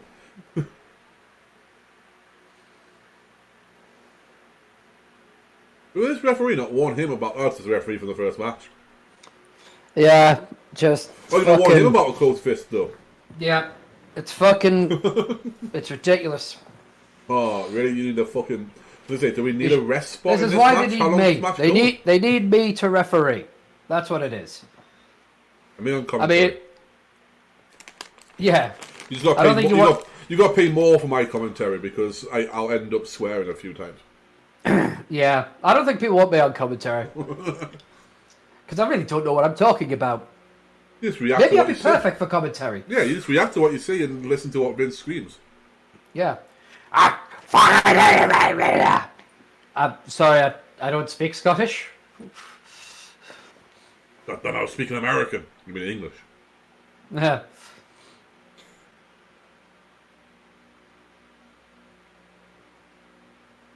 Quite frankly, unevolved version of English. Yeah. I just love, because of the old cameras, like how the lights leave these squiggly lights. It just reminds me of how it's essentially what my vision looks like. It reminds me of when you were a kid and you used to look at the lights and then close your eyes and blink a bunch of times. Yeah. So you'd have the effect in your eyes all the time. Yeah. But this is what I see all the time. You poor sod. Yeah. Look at Boss Man still in them right hands. Yeah. Oh shit! He's out the Royal Rumble. Fucking hell, man! He's out the Royal Rumble. It hasn't started yet, geek.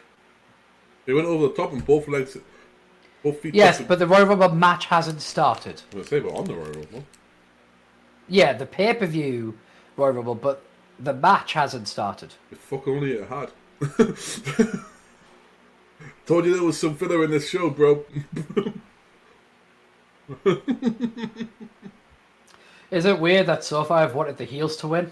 No. Look at who the heels were. Yeah. I would not have done well in the early 90s. Nah, because if you would have been you would have been a proper band, wouldn't you? So you would have just gone along with what the. Well, actually, I don't know about you.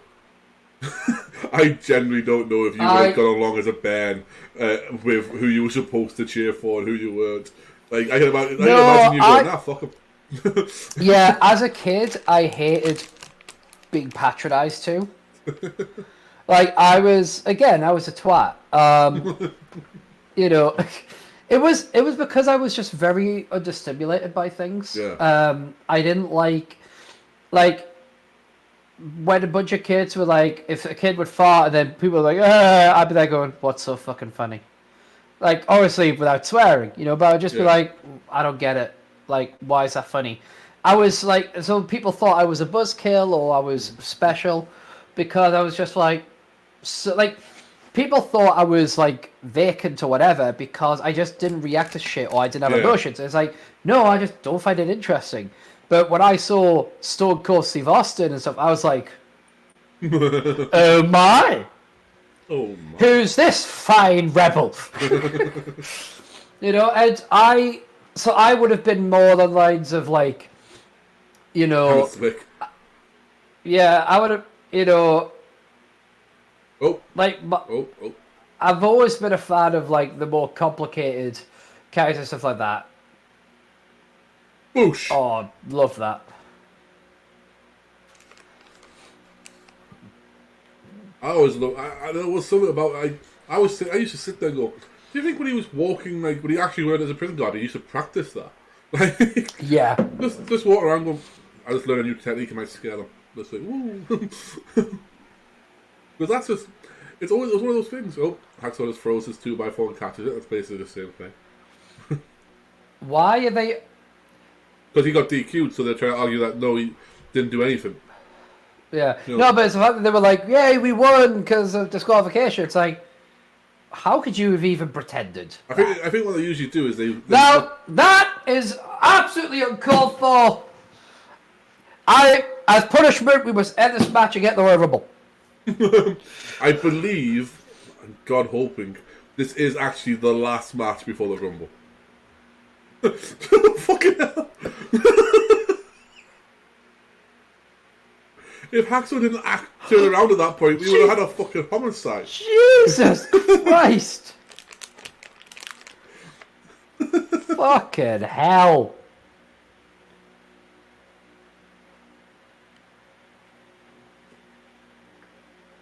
There we go. Like the other guy's not from America. Forget the flag he's got on his shirt, but that's because you're from Georgia.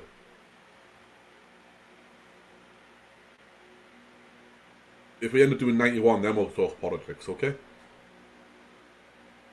Because boy, is there a lot in that. I fuck it all. Fuck it all. I don't give a shit. Yeah. The news never bothered me anyway. Ladies and gentlemen, WrestleMania 6 is coming to you live from Toronto, Canada in the Sky Dome. On April Fool's Day. I can't believe that. Just said it. I can't believe that the first Royal Rumble we're watching in this era, and we're watching it with Tony Schiavone commentary and not Gorilla Monsoon. That's just my look, innit? Like, that's my look. I finally get something in this era, and it's not Gorilla on commentary. Well, yeah, but we still got this era's WrestleMania. Which will have Gorilla and Jesse on commentary. Exactly.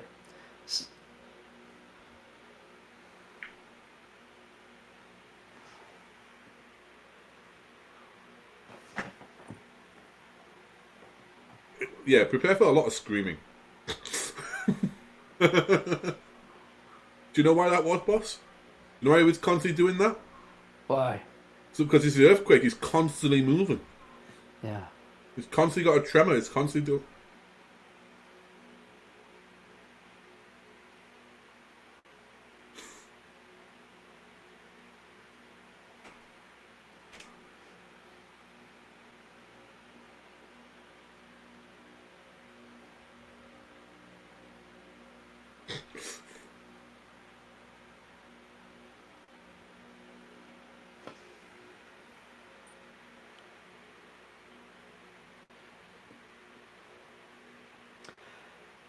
Yeah, I know, but I just know where you end up. The Blacktop Bully?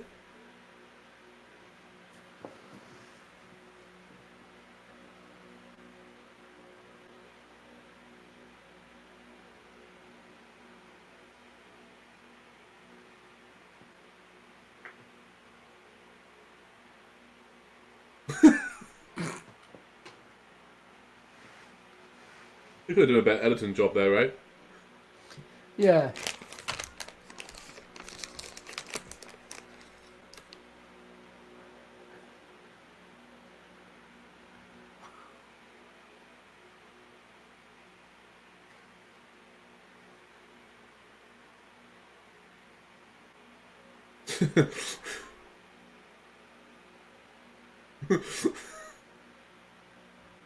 Look at Sean and Marty.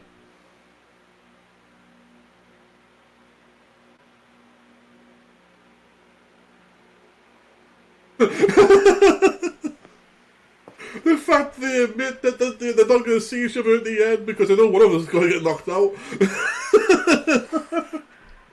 Listen, we know we're not going to win this, but we'll be there. Yeah.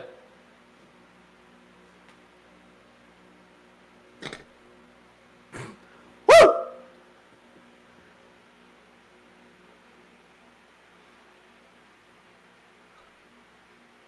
All right. I was going to say, don't worry, he said his name. Yeah.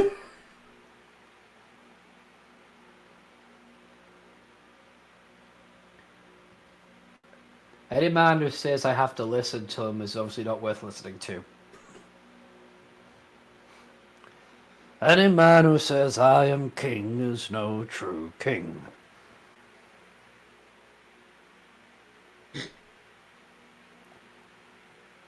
Randy Orton obviously learned how to get body oil from the fucking model. Why have you oiled your face? To that level. Fucking... Maybe it's moisturizer.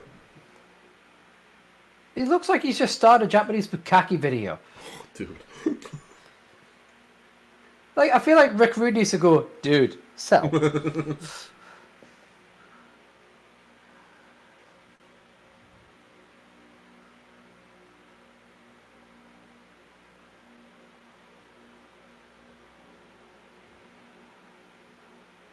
Arriba!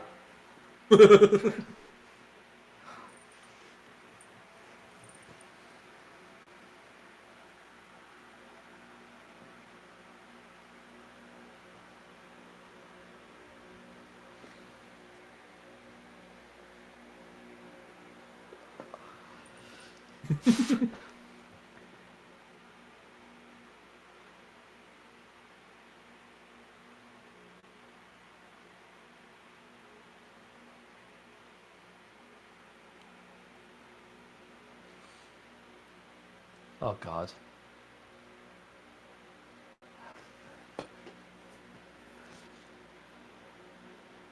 Good tell you to prepare for shouting.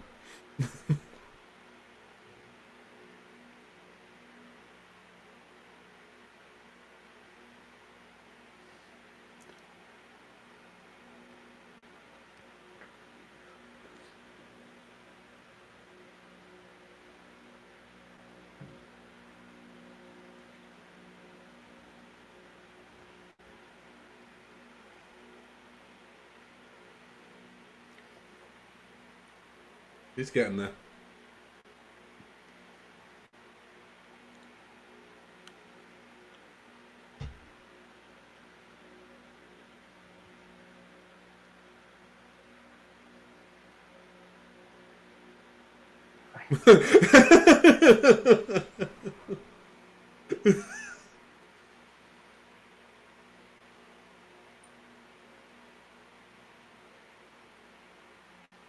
Just paints it off centre. There's no as it's off centre. It's not even. Sorry, you can't see that now. None of that made sense, you cunt! It's the Ultimate Warrior, dude. I don't care! I didn't get the chance to yell it before. Fucking... It's like when people are like, I don't understand Bray Wyatt's shit, and I'm like, it makes sense if you actually just listen to what he's saying. That's just bullshit. Yeah. That's just... 28 other people are nothing. 28 other people are losers. But you, Hulk Hogan. Yeah. Yeah. Oh.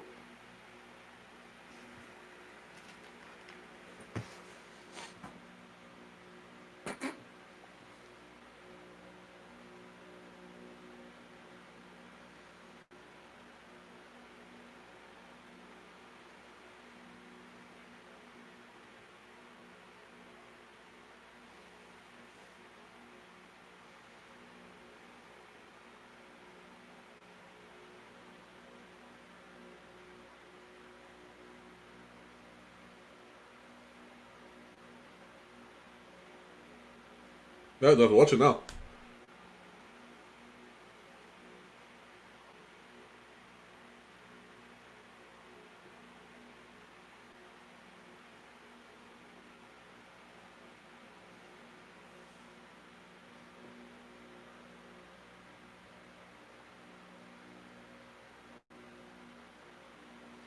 See, Warrior, that made sense. This won't. Oh no.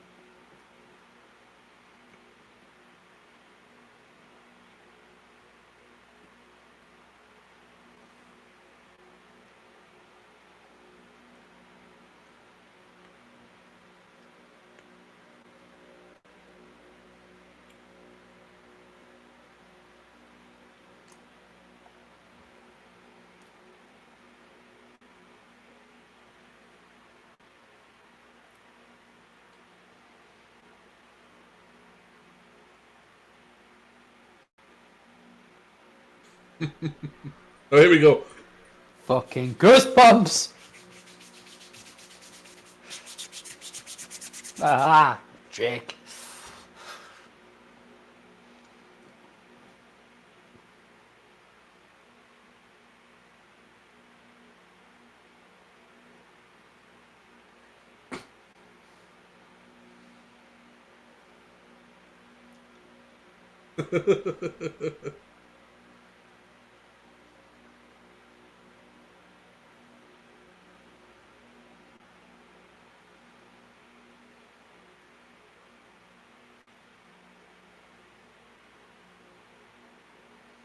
Such a heel thing because you already know you're not number one. Oh, I love that. Where are your eyes? Trust me, there's a lot of weed in that guitar. Oh God. Huh?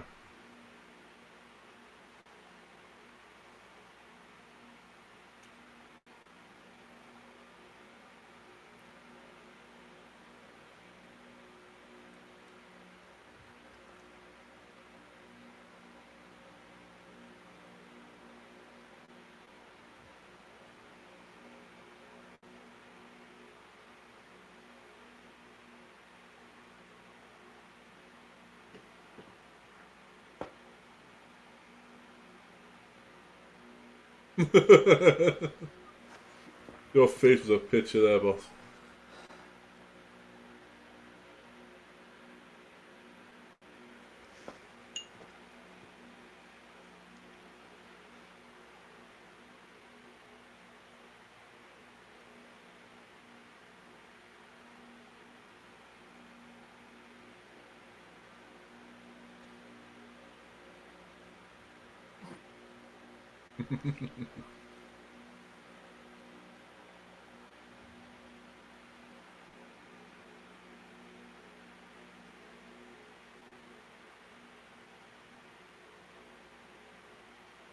Rumbles all over you.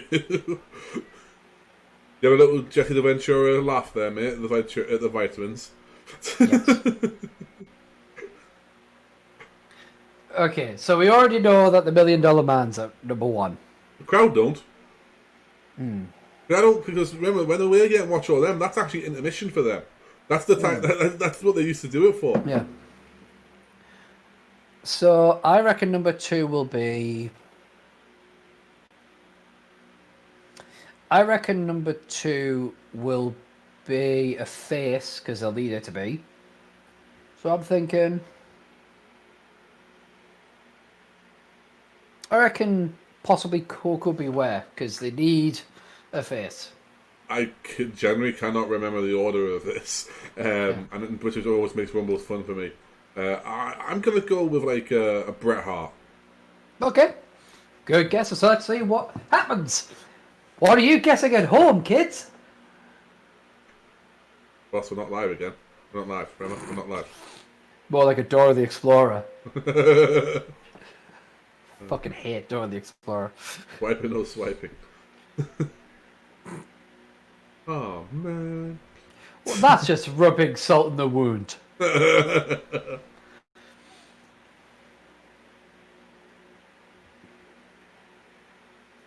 Can you imagine if it was a rule that if you came in number 30 last year, you were automatically number 1 the next year? It's happened more than you think, though, hasn't it? Like, yeah. Obviously, they made a big deal about this year because on this particular one, because of the fact that he did come in 30 and he bought he bought that number.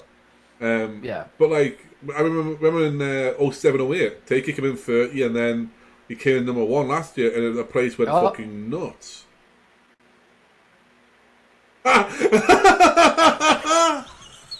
Oh, Jesus, boss. The fuck did you get that? Yes! Do the motherfucking bird, motherfuckers! Woo! Do the motherfucking bird, motherfuckers. Right now, all it looks like, boss, on the screen, by the way, is that you're waving your arm to someone. Practically, it looks like you're wanking off a giant off camera. Because all they can see is your fucking arm. I gotta pay the bill somehow. It certainly ain't with work. Oh, shit, man. Woo! Well, let's watch this guy eliminate 29 other superstars. I think Boss has just won the Royal Rumble with it. Yep, I just won.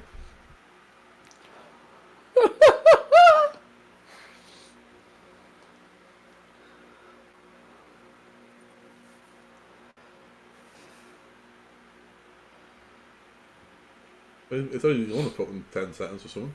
Like, oh, no.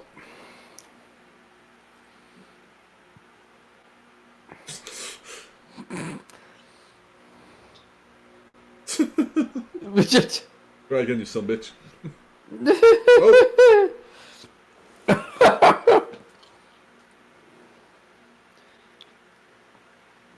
Go on, Coco!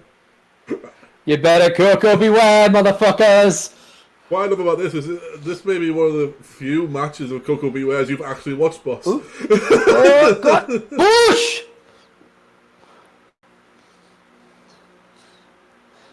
Get bankrupt, kid. You can do it. You can do it. Oh, I knew that was going to happen. I knew he was going to do that.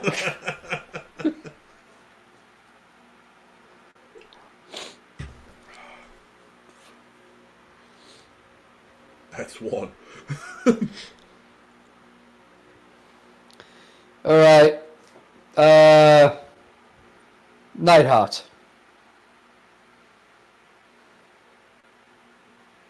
It's Jenny. Oh, someone probably more unstable. Can we swap though? Can we have Neidhart back and Janetti can go? Yeah. Whoop, whoop, whoop, whoop, whoop, whoop, whoop. Like, if I make the sacrifice of Bieber, can we have Lemmy and David Bowie back as well, please? Like, give me musicians. Give me talent. Give me people that isn't a fucking arsehole. Give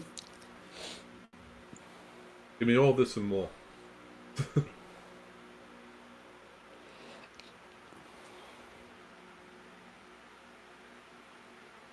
So this is why when they revealed their numbers, Michaels went, "You're not lasting long."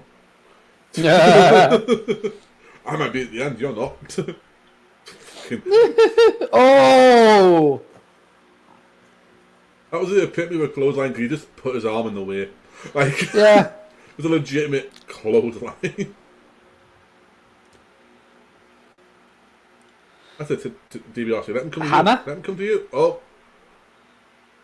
Oh, yes. The famous punch in the gut where everyone ends up flipping. Because we all know that's what happens. Yeah, I've often been punched yeah. We see that we see that all the time in wrestling, where wrestler gets punched in the gut and they end up doing a flip. And it's like, why do y'all do that? Like, I think it's because they come off the top rope, so it's supposed to be like, oh, momentum would do that. Yeah. Whoop.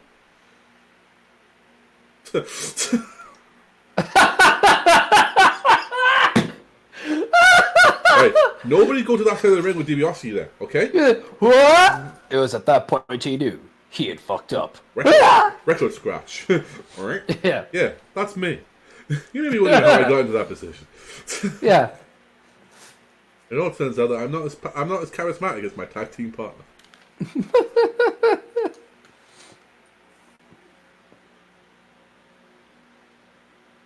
It's Jake. Oh shit! And the fact that Jannetty went to high five him and Jake was like pointing at him, going, "You're not part of this." Like, Yeah. listen, that crowd. Yeah. Great theme, by the way. Oh, one of the top 10. Yeah. I'll go more precise. It's one of the top 10 Jim Johnson like themes as well. Yeah.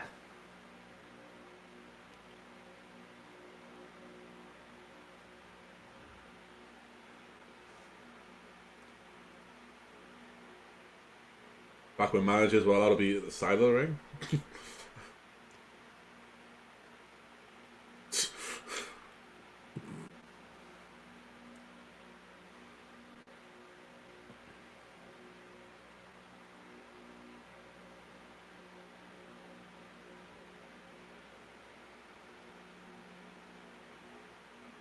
Whoop! Whoop! Just Oh. for, oh. Oh, Yep. oh. Yep. Yeah, it is, motherfucker. Come on.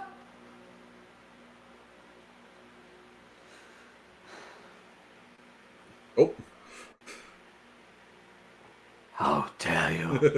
For a moment, I looked at Jake's tights and thought he was had like a cancer something band on him, you know, like because of the way the snake crosses. I was trying to work out who's the red. For some reason, I was thinking Eddie Guerrero. yeah, I got that. Oh, here we go. We're gonna have 3 men in the ring. Jesus. Yeah, Oh. I know. Maybe Axel Smash, maybe because just a random heel. We're no baby at this point. It's the model. Oh, it's the Macho Man. Sorry. What was it? I thought it was the model for a minute with his tights. Huh? Oh, fucking hell. How does Macho look lean in this? Oh, there was a period of time he looked lean as fuck. But I think it's because he went to wear the long tights, in my opinion.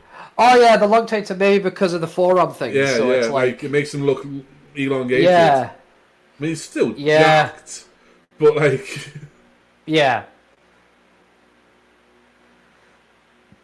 I mean, it's a bold attire choice.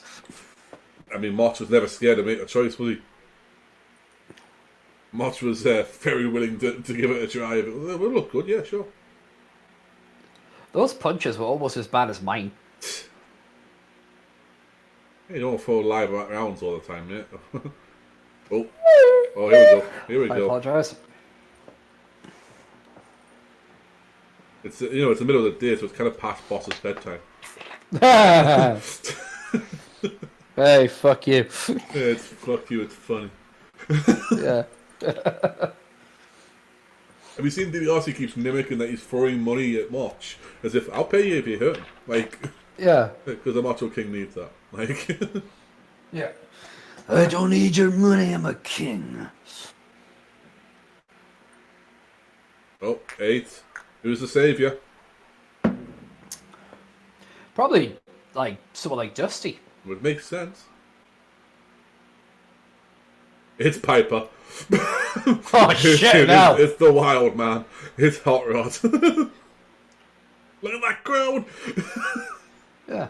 I'm missing that a lot, guys. I forgive. You have to forgive me because I'll be taking you. Like, how much did he snort before he ran to the ring? Oh, it looked like he had like a nose bag, like he was a horse. Like babyface Piper is something different. Like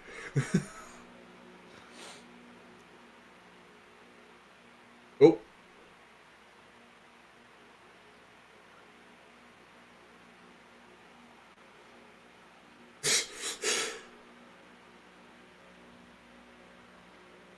That's where you would have done it. Oh. the thumb, the eye.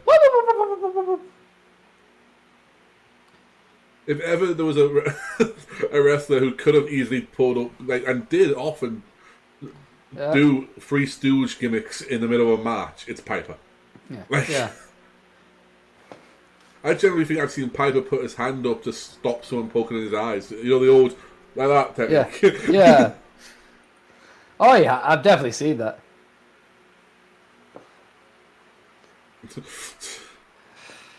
Careful, Shane, or she'll rip your eyes out. No. And somehow take your V card at the same time. Like, oh, Oh, no! No, don't you dare, sir! Oh! Savage had a unique way of stopping himself. He used to just put his fucking body, like, if you throw me, it'll break me leg. Yeah. Like. Oh, here it comes. Who's next? Who's next? Oh. Mr. Fuji, and that's the Warlord. I just said that, Tony.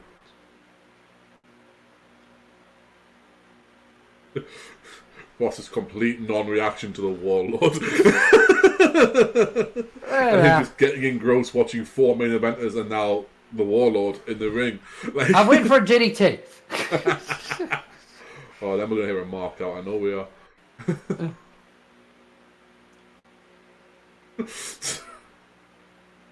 Has he got electric shock pads on his hands or something? Because Piper's reacting like he has. Like... No, it's just the buzz kicking in. And you think, this isn't even him overselling. Like, Yeah. this is what's expected at the time. Shawn Michaels did that in 05 and look what happened. Oh, he's fucking fighting back, like. Fucking get him, man. You're going to pick him up, mate. He's 300 and, well, I'd say at least 350 of rock muscle. Apparently he used to complain in Japan when he was touring.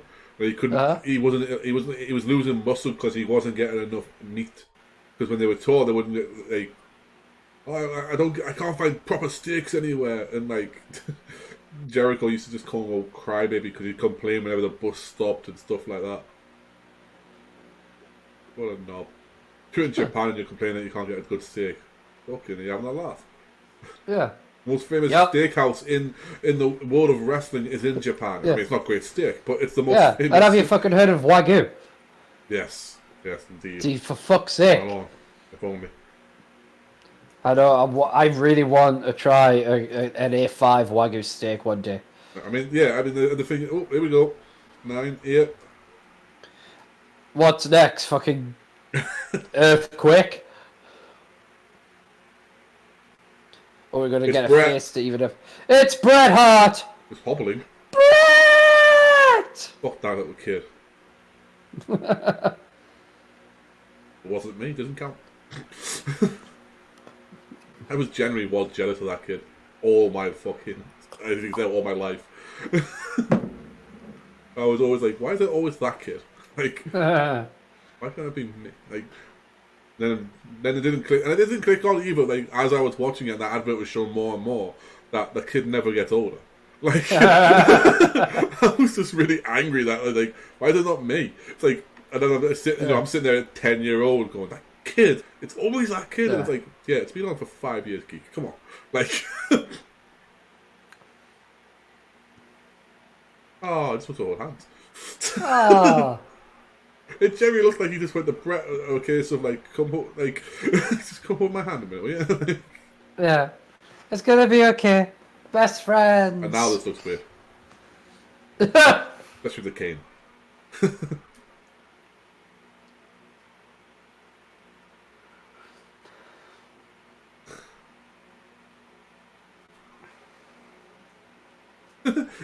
What's Piper doing? Oh, this is going to say, oh, he's blinded, so he's attacking a face. Yeah. And Jake does not give a fuck if you're blind or not, he'll hit you. Yeah. Piper with the fucking finger to the eye there.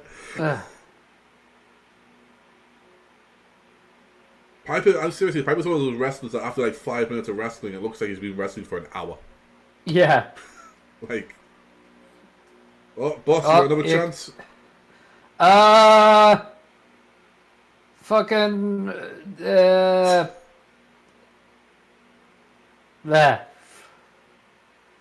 Bad News Brown. Never would have called it.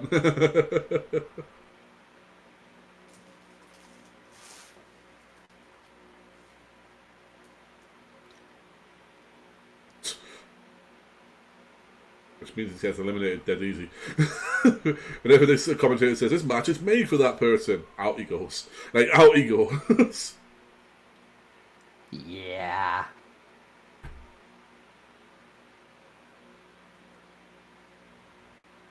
I knew Brown's was a legitimate bad guy. He was like a black belt in judo. Short out clothesline. Here we go. Are we going to see it? Come on. Macho. Oh, no. Yep. No. Hey, boss. Hey, boss. Hey, Yeah. boss. No DDT for you.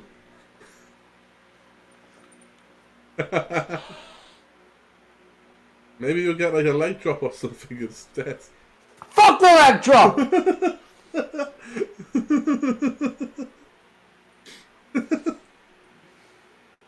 Oh. The fuck was that?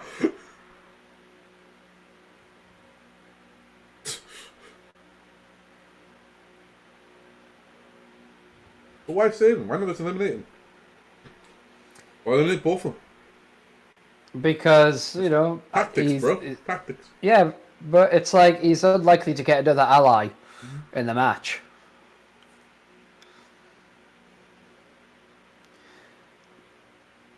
I reckon... What is happening to DiBiase? I reckon maybe Shawn Michaels? Could be a good shout. Oh. It's the American Dream. The road of your wheel.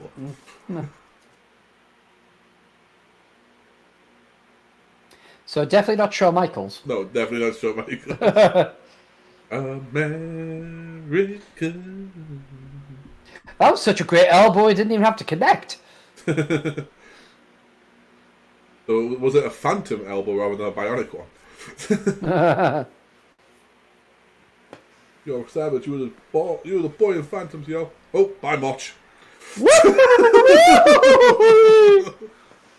That's the full goofy, that one. Oh, yeah. Yeah, I mean, that might as well have a sign halfway over the top with fucking... Yeah. Full on Wiley County. Yeah. I'm gonna fuck your sister.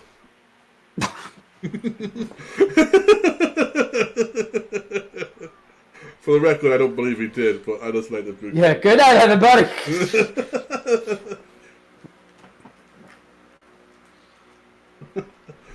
DiBiase, man. He's just trying to catch a breather, and someone's like, "Oh, I'll come to a hold." And he's like, "No, fuck off!" Like, can you imagine if there was a rule in the Rumble where if you weren't thrown over the top rope, but you sat out the ring, you can be counted out for like the count of 20. Yeah, being forced to get into the ring. Yeah. It's like, if you don't get in the ring by the count of 20, you're fucked. And I mean, Jerry Lawler would have been ruined, wouldn't he? Yeah. Basically in the ring for an hour.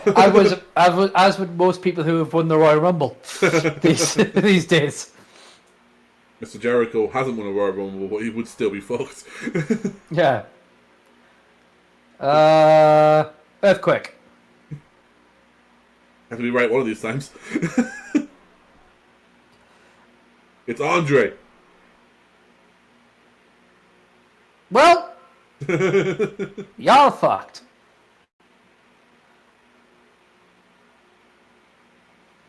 My boy Andre. Hey, Brain. Hey, pretty lady.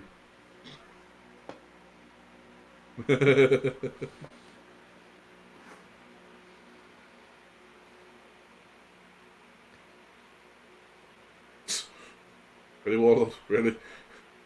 You see a giant and the first thing you think is, I'll punch him. Oh, bye.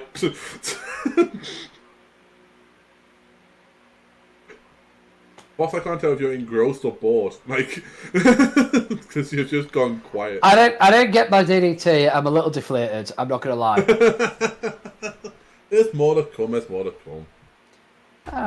I hope you're not looking forward to a Sweet Chin Music. That's not that era. No, like, no, we're not. Yeah, we're not that era. Oh, seriously, look at the size Meeting of of the Andre. Minds. Look at the size of Andre compared to like Dusty's height. Then like Piper's not a small man either, and like Andre makes him look like a child.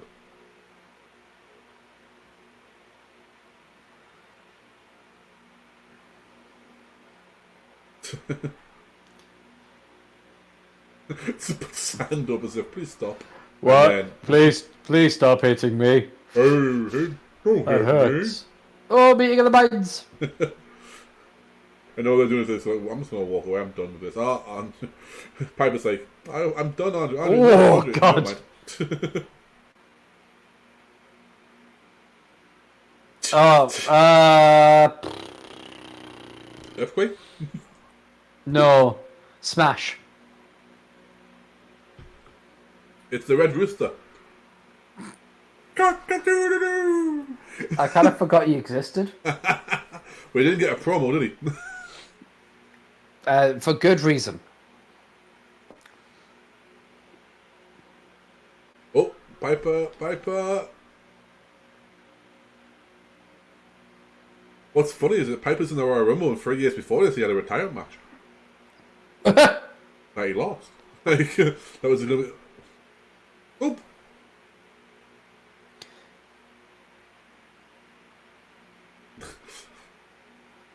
Oh.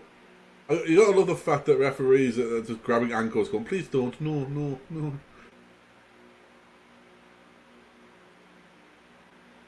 Are you going to argue that that's not an elimination, boss, or are you just curious of why they let them fight? Well, I mean, it's like, I would have considered that an elimination. He got eliminated. Yeah. No matter which way you look at it, he went over the top rope and he both landed on the floor. It's an elimination. Yeah. It's underhanded, but Yeah. guess what? Oh, nothing. Anything goes in a Royal Rumble. Yeah. Now we're just watching. Not the Royal Rumble. Yeah.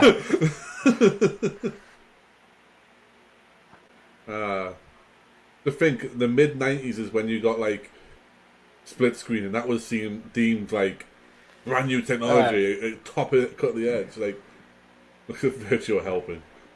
Yeah. And the fact you can hear fans telling them as well, no, don't you stop it. Yeah. Like Andre pulls up face with punches, someone's hilarious. I love how careful he is as well. 'Cause he's like, Only was so. If he liked you, yeah. If he didn't, yeah, exactly. He's like, well, we all know the Ultimate Warrior story. Oh. One time I don't say it. It's Smash. There goes a rooster.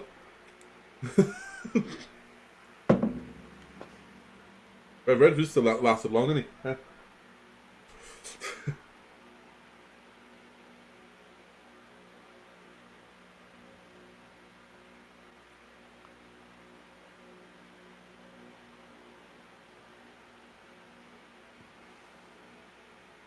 No. What? An advantage, maybe. A big advantage, no. Oh, there's no big advantages against Andre. Like, Yeah. Please, Andre, throw that motherfucker out the ring.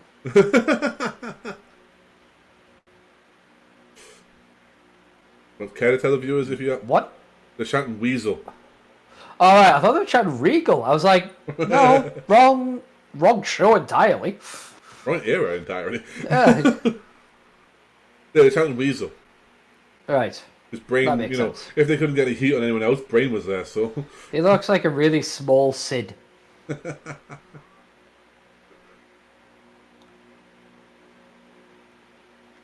Who looks like a really small Sid? Oh, he's Andre.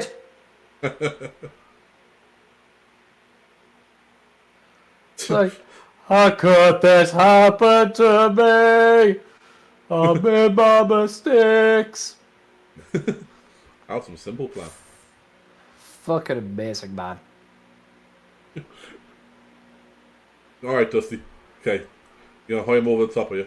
Okay, Dusty. Yeah. You What are you just gonna beat him do? to- Gorilla press him? I mean, you've just beat him to the floor. Just Fucking destroy you both. 5. please, someone interesting. It's Haku. Go on, say something. No. Anything I say would be very quickly followed with "sir."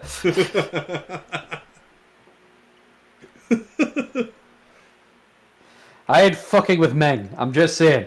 Yeah, Meng, Haku, fucking King Tonga. Y'all don't want shit. Like, Yeah.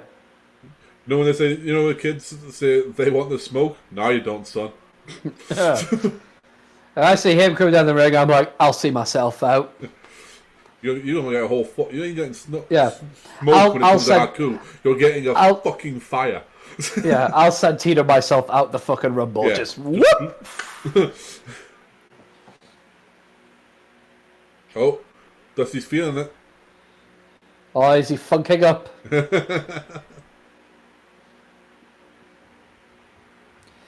Yeah, I don't care. Flip, flop, and fly. You don't care if he die. Boss, are we about to have a moment where I have to tell you? No, it's the song. Flip, flop, fly. I don't care if I die. I say, Boss, are we going to have another episode? Half these people are dead. All right? Let's just fucking call it as it is. All right? A lot of these people are dead. Not my fault. I didn't kill them. I didn't do it. All right? Boss. We've never said you did it. We've never said that it wasn't true. What we've said is sometimes you've had ill timing with things. I know. There's only so much, man. Not so much I can take. Well, this is better than you just being silent watching the show that you have been for the last 20 minutes, just because you didn't get a DDT. I'm just saying, man. There's only so much I can take. You just sometimes have ill timing. That's all. It's Axe. Why are you cheering? He's rubbish. Axe isn't rubbish. That's Smash. Well, either way, he's not rubbish. Yeah, Axe was the one that came out first. I just call him Demolition. I know, but you're supposed to be the one who knows. It's been 31 years and I still don't know which one's which. Okay, Axe is the one without the beard. Smash is the one with the longer hair. Neither one of them have beards. Yeah, he has like a Musashi beard goatee thing. Does he? It's very faint, but okay. Yeah, basically that's Axe there. Right. That's Axe. Right. The other one's Smash. Which one's Crush? Brian Clark. Brian Adams. Yeah, that one. Yeah, Brian Clark was Adam Bomb. Adam Bomb, yeah. Yeah. And then when he went to WCW, he was Brian Clark. Yeah. I think at one point he was Raph. I think that's what they did with him. Fucking. Which is a good gimmick, to be fair. Then it became Chronic, which was like a rip-off. Part of my problem is that this is a Royal Rumble where I'm going to be forced to endure the fucktardness that is Hulk Hogan and Ultimate Warrior. Well, and one of them's going to win. But you do know what's going to happen at WrestleMania, right? Well, that we're going to watch in March. I know! Where we got to watch... I know the Wheel of Fate despises me. A 15-20 minute fucking Warrior versus Hogan match. How could they fight for 15-20 minutes? Because that's all the fucking time they gave them. Please tell me at least 10 minutes of that is just them posing. I think so. Alright, who's next? It's Akeem. He literally just said that! Can you imagine what it's Slick? And Slick was just like, I'm sorry, you want me to do what? If you want me to make an African who is clearly not. Yeah. He could be from South Africa, then he clearly wouldn't be teaming with me at the time, would he? Yeah. Don't know if you know anything about African history, motherfucker. Vince is just like, they don't have wrestling there. No, they do, Vince. It's like, no, like, there's only two places in the universe in Vince's world that has wrestling. America and Japan. Oh.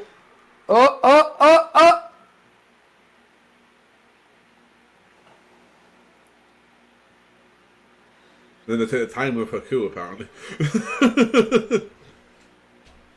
Look at Bobby's gonna have a fit. The Breen's about to lose his mind. Shane just kind of going, please, this way, yeah, that way, yeah. Like, please, Mr. Andre. there is the only person I give a the only person in the ring right now that I give a shit about is Dusty. What about DiBiase? he's a bad guy. You know what I mean? Oh, you're playing the face role. Okay, I get you. Yeah, yeah. You've changed it up for the main event. I get you. Yeah. I don't get it wrong. Give me an interesting heel, and I'd be like, okay. I mean, you've got both Akeem and Haku in there, like, and DiBiase. You've got some good heels in there, bro. Really? Yeah. Akeem. See, here's the thing, right? Akeem gets called a joke and everything else. Akeem was a legitimate bad guy heel, and it was a good threat. He's not the greatest in the ring, but he works. And now you've got a bigger heel. Fucking hell.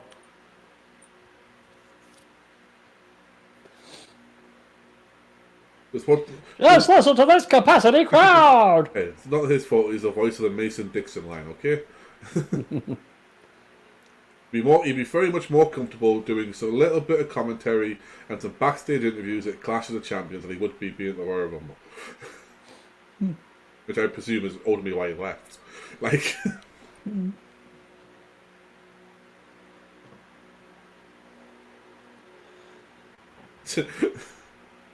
The fact is, everyone thought that this was a Akeem gimmick was to jab at Dusty.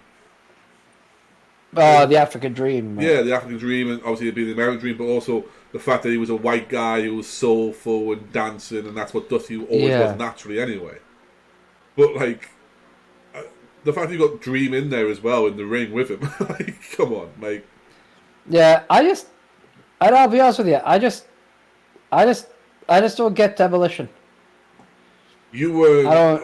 It's hard to retroactively, especially when you start in 1990. But if you watch Demolition when they were first unleashed, they were badasses, and they just destroyed it. They were on TV because they were face jobbers for the longest time. And it was just a thing that there was just two strong guys beating down. Really, right now, it's a tail end of Demolition. You've got another couple of years when they bring Crush in, but but I'm just like, why are they dressed like dominatrixes? It was just a different look. That's literally what it was. The idea was just a different look, and I know, but it's like the fact that it's working for them. I'm just so perplexed. Like, y'all seeing this, right? You know, Bravo. I think it's difficult, like, watching them retroactively and first being introduced. Because we're not exactly in that era. Yeah. So it's a different mindset entirely. Especially as an adult, as a child, you just saw them. And this is like from me and my viewing. Like, I just remember seeing the face paint and seeing when they used to wear the mask and they take the mask off and they were like, ugh, and they just beat people up and they were like, that's freaking cool. And then of course, when towards their end of their run, LOD turned up. Yeah. And I was like, these guys are much fucking cooler. They weren't one of those ones that looked great in photos and promos because they were allowed to get a pump on before and they walked naturally looking like that. And like, was to say, so it was difficult. I think it's also, like I say, that LOD Demolition comparison hurts them to a lot of new fans. Yeah. Because a lot of people, and a lot of people even then, though, were like, that's just a rip-off of LOD or the Road Warriors. And you're like, not quite, but it's difficult to explain to the new fans, like, why they're not. It's like, I can say that you're wrong, but I can't explain to you specifically why, because you're lacking a certain amount of information that's important. And it's not even that it's like, it's not even like an Ascension thing, where the Ascension, what didn't help the Ascension get over was the fact that JBL buried them on commentary. You don't wear spikes and face paint and become a legendary tag team. Or maybe they're just a fucking badass group that kick people's asses and playing homage in some respect. Yeah. It's one of those things. Like, it's like if you watched NXT only watched NXT, and they're like, why were the Ascension so bad in WWE? You're like, honestly, got no fucking idea. No.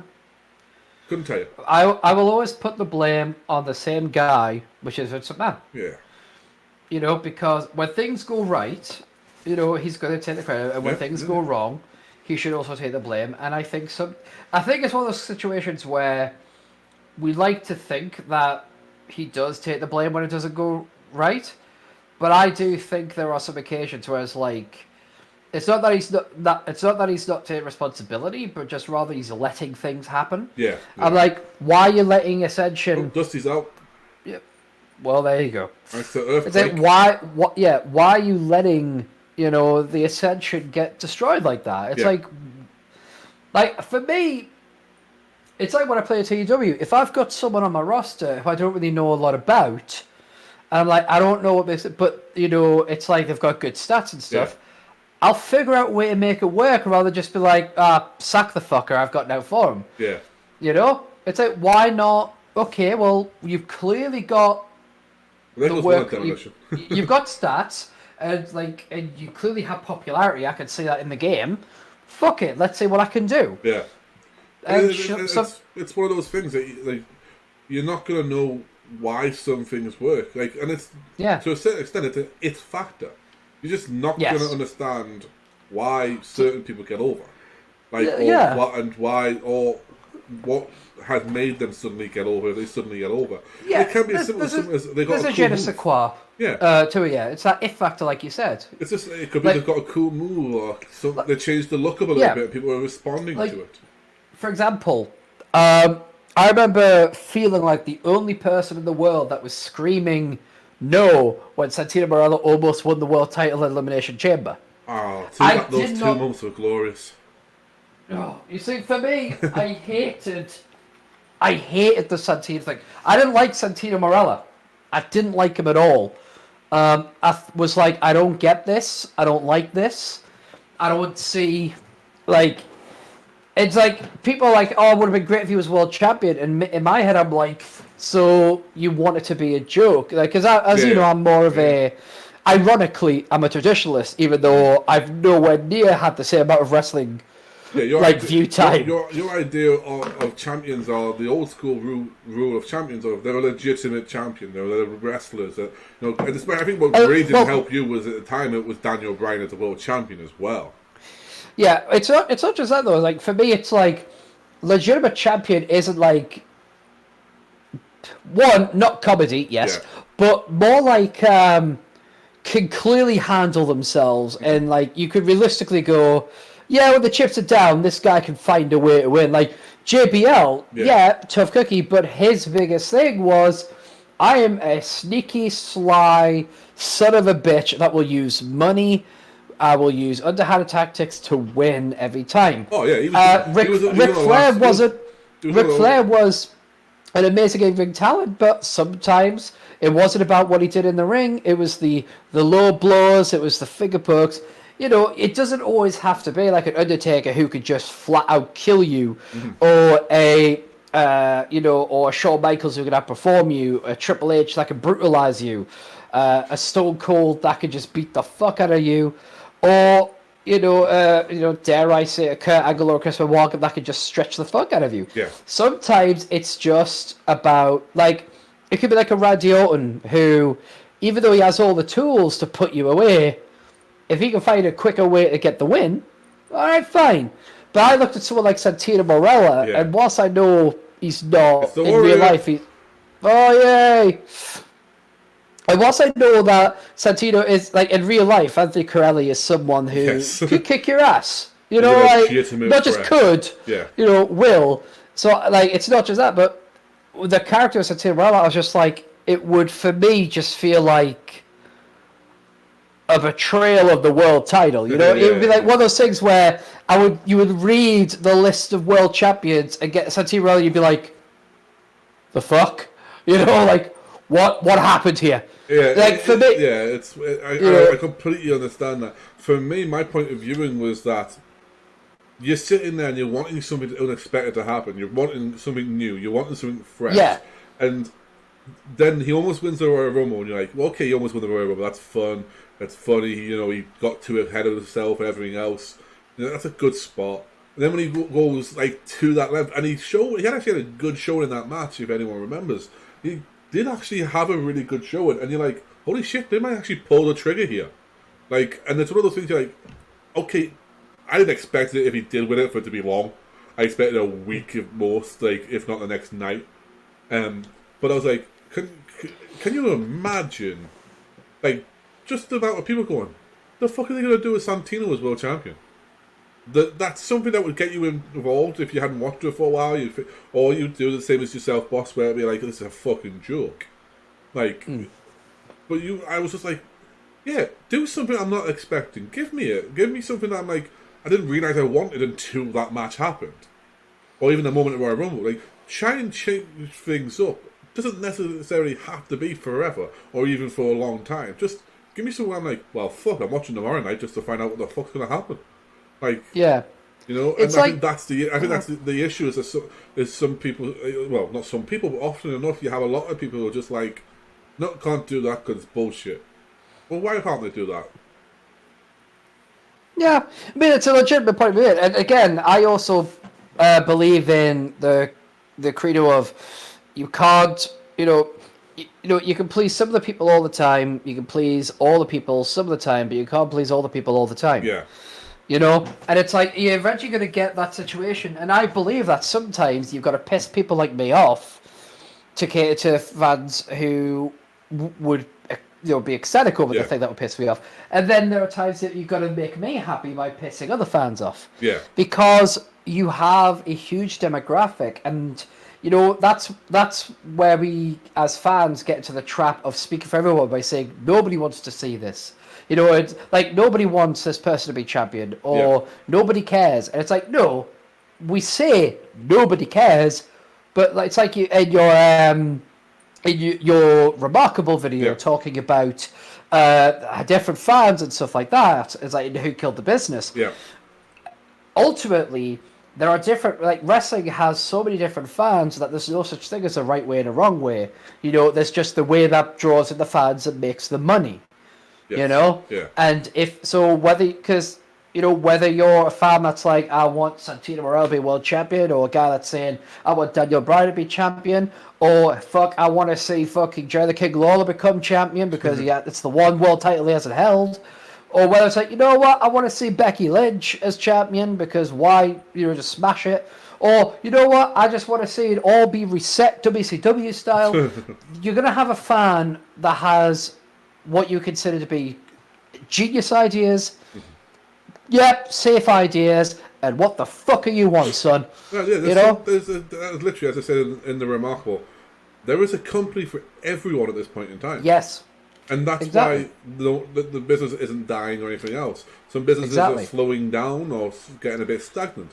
But as you say, you're not going to be able to please everyone every single fucking time. Like, you may hit gold with a couple of things. The rest of it might be dog shit. But, like, it's one of those things. Yeah. And it's like this bullshit that people have where you'll see like YouTube comments and Twitter stuff like that. It's like, yeah, you probably watch that WWE shit. And it's like, so what if that person does? Yeah. Like, here's the thing. I don't fucking piss and moan when I'm in an Italian restaurant eating Italian food. If someone then turns around to me, gives me opinion, and then it's like, oh, they like to go to the Chinese place and eat Chinese. It's like, sometimes you want Italian, sometimes you want Chinese. Sometimes you want WWE, sometimes you want AEW, sometimes you want fucking New Japan, and sometimes you want Chikara. And it's like, look, sometimes you need different things. There are people who phase in between companies, depending on what the mood's after. And then there are some people like me that sometimes just bow out of wrestling for a little bit so I can become re-energized, where I'll keep up to date with storylines but not actually watch the show, and then come back in and go, right, I'm re-energized, let's do this. And then there's because it gives a time. Then there's me who tends to say, what day is it? Because that can often decree what mood I'm in and what wrestling I'm going to watch that day. I might watch if there's a show that's brand new, I'm probably going to give it a try. But that's not saying that if I don't watch if I watch New Japan, I'm not going to say, well, I watched Wrestle Kingdom, but let's find out what happened on Raw. Like, I'm going to look around. And for those of you, because there was a few people who asked, why didn't you do Wrestle Kingdom, one of the nights of Wrestle Kingdom for the January new episode, seeing as the Royal Rumble was January 31st. And it's not because, it's just that we're watching the Royal Rumble because it's Royal Rumble and that's what we want to watch. Yes, I want to watch the Royal Rumble with my best mate, but we could have done that privately. The main reason is because I have no way of giving to New Japan to watch it. Yes. So I'm not going to say to you guys, use this site and watch it. Well, Yeah. the reason I was able to watch Wrestle Kingdom 1 and 2 is because a friend of mine was very kind and said, here it is. And I said, Yeah. So there you go. Like, we can't, for obviously for legal reasons, we can't say to you, hey, there's a website called such and such that streams stuff. It's not, they're not supposed to, but that's a way you can do it. We say to you guys, if you want to watch this with us, if you've got it on video, DVD, or if you've got the network, sure. But we're never going to advocate. Now, if you do, that's not on us. Yes. And if I happen to have New Japan World, then we would do New Japan World. But currently, I don't have it. I don't have Fight Network either, and because I'm not going to pay the money that it is on Fight Network, quite frankly. Exactly. I can't afford it. And I don't. And in terms of AEW, you don't want me to sit here and go, right, I recorded AEW and ITV last night. Let's sit and watch it because there's adverts for obvious fucking reasons. And I have no other way of Fight Night to watch AEW pay-per-views. So. Simply that. When it comes to this, yes, we're watching the Royal Rumble because I enjoy the fucking Royal Rumble. And we're watching it on the next one because, once again, I enjoy it on the Royal Rumble. In February, we'll probably do an extra... you'll probably have 3 episodes in February. That's how it's going to work. So you're going to have a retro one, and then you're going to have whatever, the Elimination Chamber, or whatever they call the pay-per-view, in Feb. No, we will not be watching the Indian Special Spectacular, whatever the fuck they call it. Superstar Spectacular, I think it's called. Yeah. Oh! Here's a Hulkster! So, everyone's... Yeah, but whose side is he on? Did you see how he swam into the fucking ring? Yeah. I don't think I've ever seen Hulk move so far. Then again, he is wearing oil, so much oil that he might as well be an Italian fucking salad. That's the worst clothesline I've seen in a long time. It looked like he just bumped into him, didn't it? Like, oh yeah, I'll put my arm up just in case. Literally, Haku's going, you're going to hit me there. Yeah. Go on, hit me. Fucking hit me. I dare you to hit me, motherfucker. I want you to hit me. Hit me. Come on, hit me, motherfucker. Some paraphrasing of the joke. Oh, fucking hell. Oh, it's the Honky Tonk Man. Another one of Hogan's close personal friends. Alongside birds and the hair slick back on to your... Arriba! I do it. Arriba! The lawyer? The warrior. All right. The lawyer. There's a wrestling character. I think it was Clarence Mason and he managed the Nation of Domination at one point. Fucking hell. You fucking...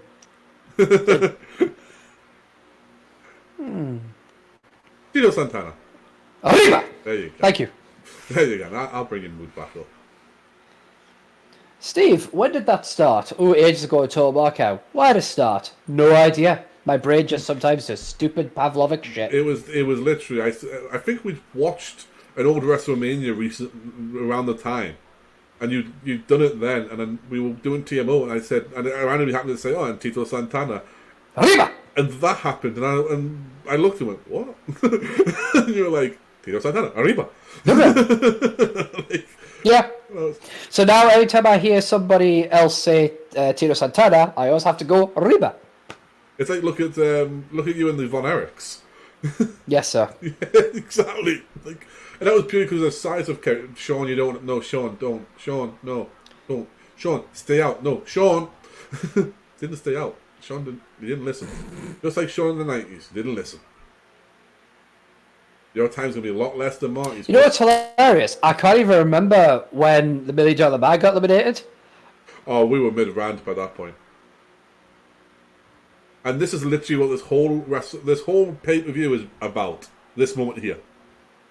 This is why they built the Royal Rumble to look like it was. This is why they wanted this to be it, so that you could see an almost face-painted warrior stare against a balding blonde man whose tash looks amazing somehow. It's like a full-on handlebar, but somehow yet he hasn't got the the actual squareness. But it is. It's weird. The only thing I respect about Hulk Hogan was his tash. Because I knew there was something bad about Hulk Hogan. Never did quite, the Hulkamaniac in me was, yeah, he's cool, and yeah, he's beat all these bad guys, but, like, who has he beat? Like, There's something bad about them. This is where Stone Cold Steve Austin comes out and eliminates them both? Nope, that's just a merchandise. That's just a merchandise. I would so pay money to watch Austin beat the fuck out of Hogan. I know, it's one of those pay-per-views they know they should have done, but they couldn't get Hogan to agree on. Yeah. You should have done it 02. I'll put this now. What would have made more money to you, boss? WrestleMania 18, Icon versus Icon with Hogan versus Rock, or finally getting Austin versus Hogan in 18?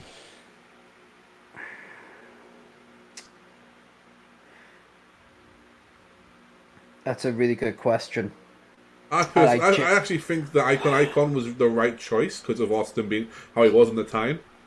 But if you had done it, I think a year earlier, if Hogan could have turned up a year earlier when Austin was on that beautiful run, even though he's a heel, but on that run against those matches against Angle and Jericho and Benoit, then that would have been the time to do. Like that would have been so much money at that point. Yeah, I think if we were playing the game of Ideal Worlds, yes.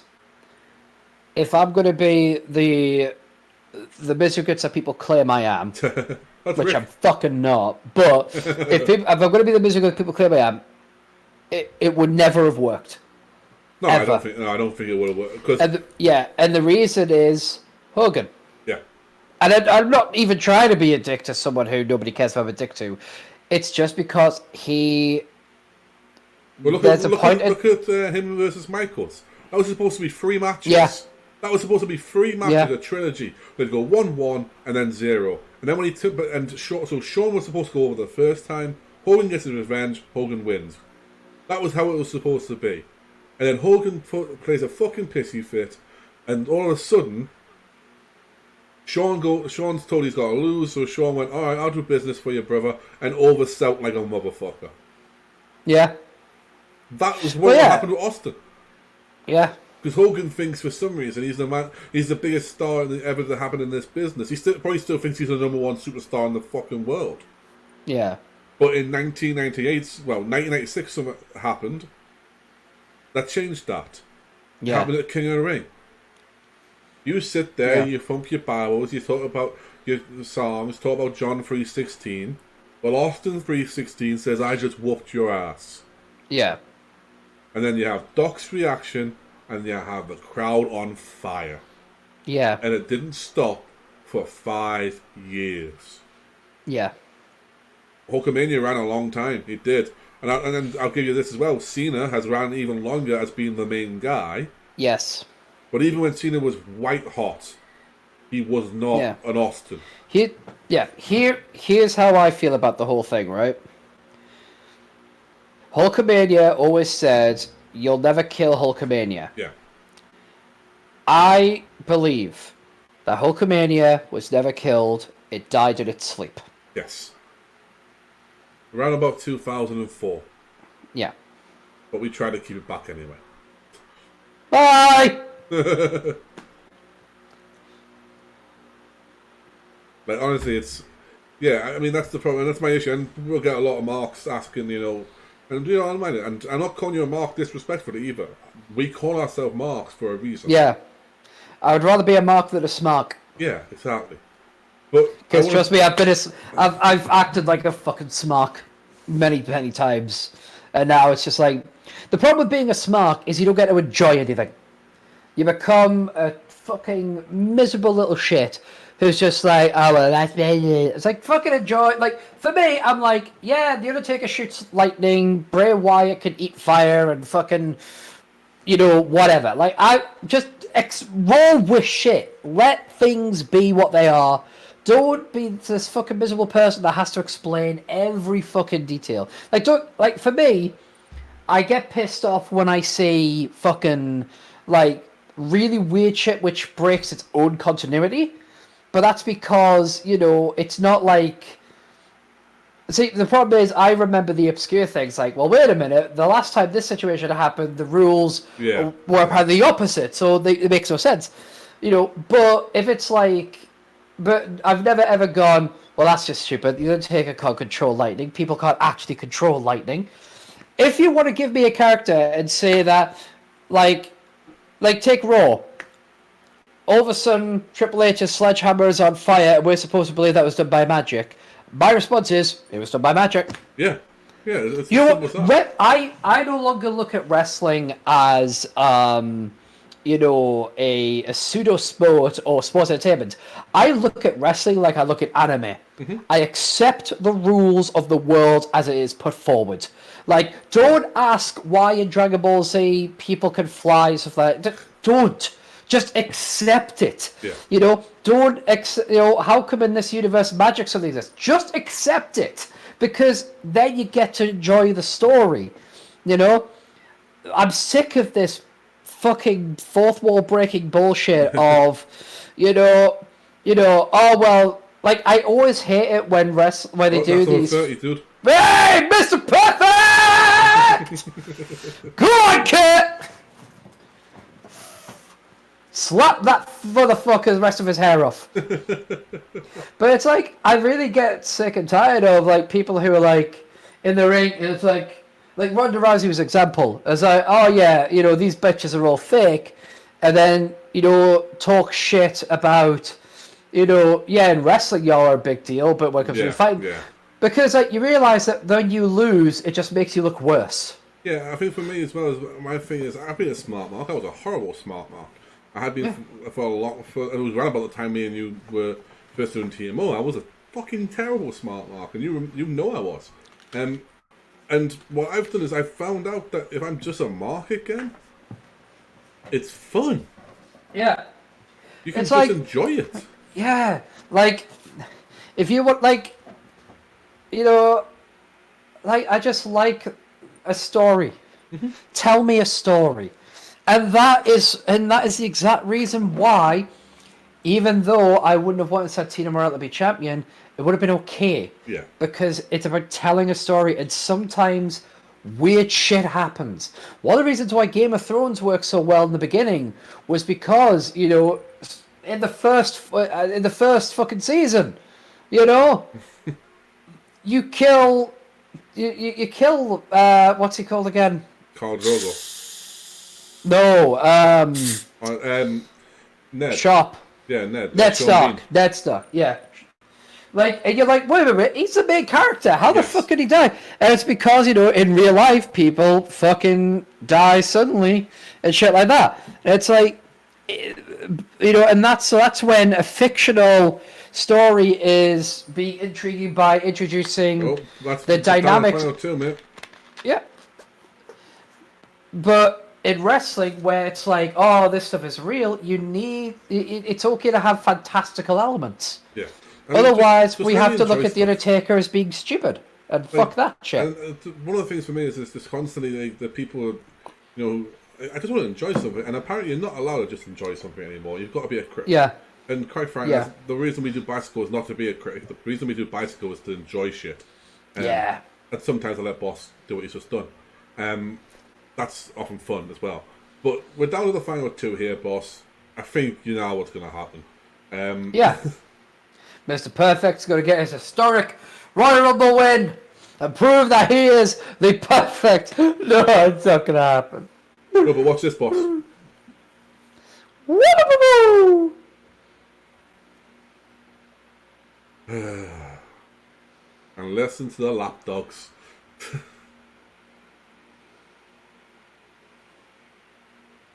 What would be great if someone just actually paid attention to when he said don't do it and just didn't do it. Just kicked him in the balls.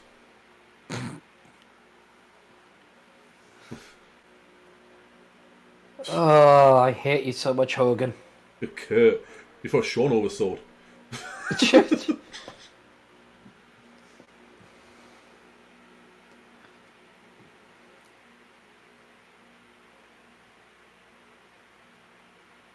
That's just really dangerous.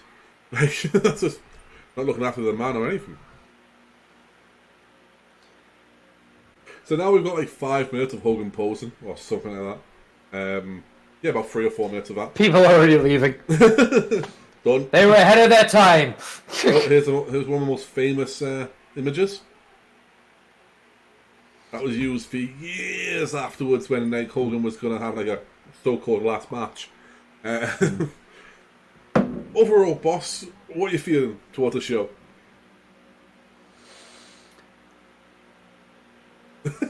Improvements to be made. Some interesting spots here and there, but ultimately, not a bad show. Yeah. But not a fun show. This is one of those things where it's like, it's fine because it's fine if it's like we're on the network, $9.99 a month. You know, it's like it's one of those things. Fine. If someone was like, "All right, Steve, I'm going to let you watch this pay-per-view, but it's going to cost you £10." I'm like, wait. Oh, but I got to watch all these other pay-per-views. No. Just this one. Fuck you. So I mean, Give me back my money, motherfucker. But it's like, if it's like, hey, part of a network, this just happens to be one of them, yeah, it's alright. This is by far not the worst Royal Rumble pay-per-view. Yeah, we'll probably get to by that. a long shot. Yeah, I mean, let's put it this way. This is this whole show, the whole pay-per-view, everything was. We all know it was leading to one moment, the face-off between Hulk and Warrior. I think Bruce has even admitted that on Something to Wrestle With. But that was all they wanted to do. They wanted to get to that so they could tease it, and then they would do the Saturday Night Main Event, and then we'll look. Then it's into Royal Rumble mode. WrestleMania mode. And we know the main event of WrestleMania is going to be Warrior versus Hogan, and we're going to watch that in March, and we'll get through all that bullshit and everything else, and then we can enjoy ourselves in April, and next month hopefully as well. Now here's the thing for me. This is clearly a lot of filler to get to one spot. Yes. But it was the first time the Royal Rumble was presented like an actual event. They had two previously. The first one obviously was a tester to see how it would go. And the second one was kind of like, okay, we'll try it again, see how it works. But this is the first one that meant something. Well, I mean, in fairness, so the first Royal Rumble wasn't the first Royal Rumble match. It was just the first heavily promoted, because beforehand, Pat Patterson had come up with the idea, and they did a trial match, and it was the drizzling shits, apparently. Yeah. But I see what you mean, but it's like, fuck me, this show was. Essentially, what happened was that Pat was like, let's try it out. It was a drizzling shits, and then the guy who helped him out, Dick Ebersol, said, no, that'd be great TV because you could have the numbers and the countdowns and the music and everything else, and they eventually went with it. For me, the show was okay. It wasn't great. There are better ones. There are worse ones. So we'll get to them. Royal Rumble is Royal Rumble, and it feels like this. I say this all the time. It's always my favorite match, no matter what the show is like. So that's the case. Next time we'll be with you guys. We'll be at April 1st, unless we can do maybe a special show in between. We'll see. I'm not making any promises on that, but it will be April. We'll be recording it on April 1st. We won't be live for that particular one, but we will be doing it on April 1st, so it should be with you April 2nd or 3rd. Third is the latest, which will be the current day 2021 Royal Rumble, which obviously has 2 Royal Rumble matches in it now. Yes. Featuring the women's and the men's, and we'll get into all that stuff, good stuff, when it comes to the show. Just remember, they are longer shows. So it's like, obviously in these previous pay-per-views were obviously a lot shorter than they are these days. So you're gonna get different length videos. But we sincerely hope that you guys are enjoying the kind of, because it's not just about commentating what's happening, but we also get to have a bit of a discussion.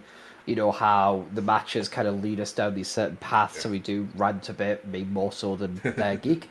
But do let us know if there's anything about it that you like, anything you like, anything you're not quite happy with, and stuff like that. Anything you agree with, anything you disagree with. Again, put it in the comments below.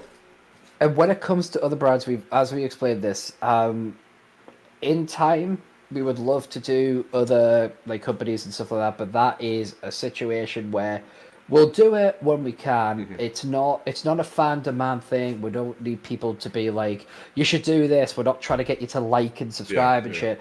But basically, do like and subscribe. Do like and subscribe. But if we get to the stage where we have that kind of, we can say we can promote it in a legal way, then yeah, we'll do that on our own volition. Yeah, so at the moment it's going to be the retro ones will be ones you'll get the most variety with because you'll get any of the companies that are on the network. I do mean any of the companies on the network. Of course, you'll get current ones from the WWE or NXT. That's the ones you're going to get from current. Unless, as Boss said quite rightly, we can find a way of doing it otherwise for ourselves as well as for you guys. Now, because what we don't want to do is promote illegal streaming and stuff like that, because then that puts us in a huge bind, and we don't want that. So, with that all being said, though, we hope you love this episode. We hope you like it and subscribe. Comment on whatever your views are, and then maybe comment on what you'd like to see in between the WrestleMania build-up, because we are going to do a retro one there, and we currently don't have any plans. With that being said. My name is the Geek King, the Carnage Brew. You can find me at all my details below. Main one being Geek Streams at Geek Streams, which is G33K STREAMS. You can find Boss at Steve Jones 313 everywhere else, and of course it is Stevie Boss. So Boss, say goodbye to the people, and we'll let them get out of here. All right, fellow marks, and all those in between, thank you very much for tuning in for this Royal Rumble 1990, and we hope to see you next time for WrestleMania or whatever happens to be in between, if there is something in between. Exactly. Now, of course, that's us saying goodbye, and I'm just trying to think of anything I really should do, Boss, but... oh, please, will you stop? You know what, Greta? I will. Goodbye, everyone. I. A.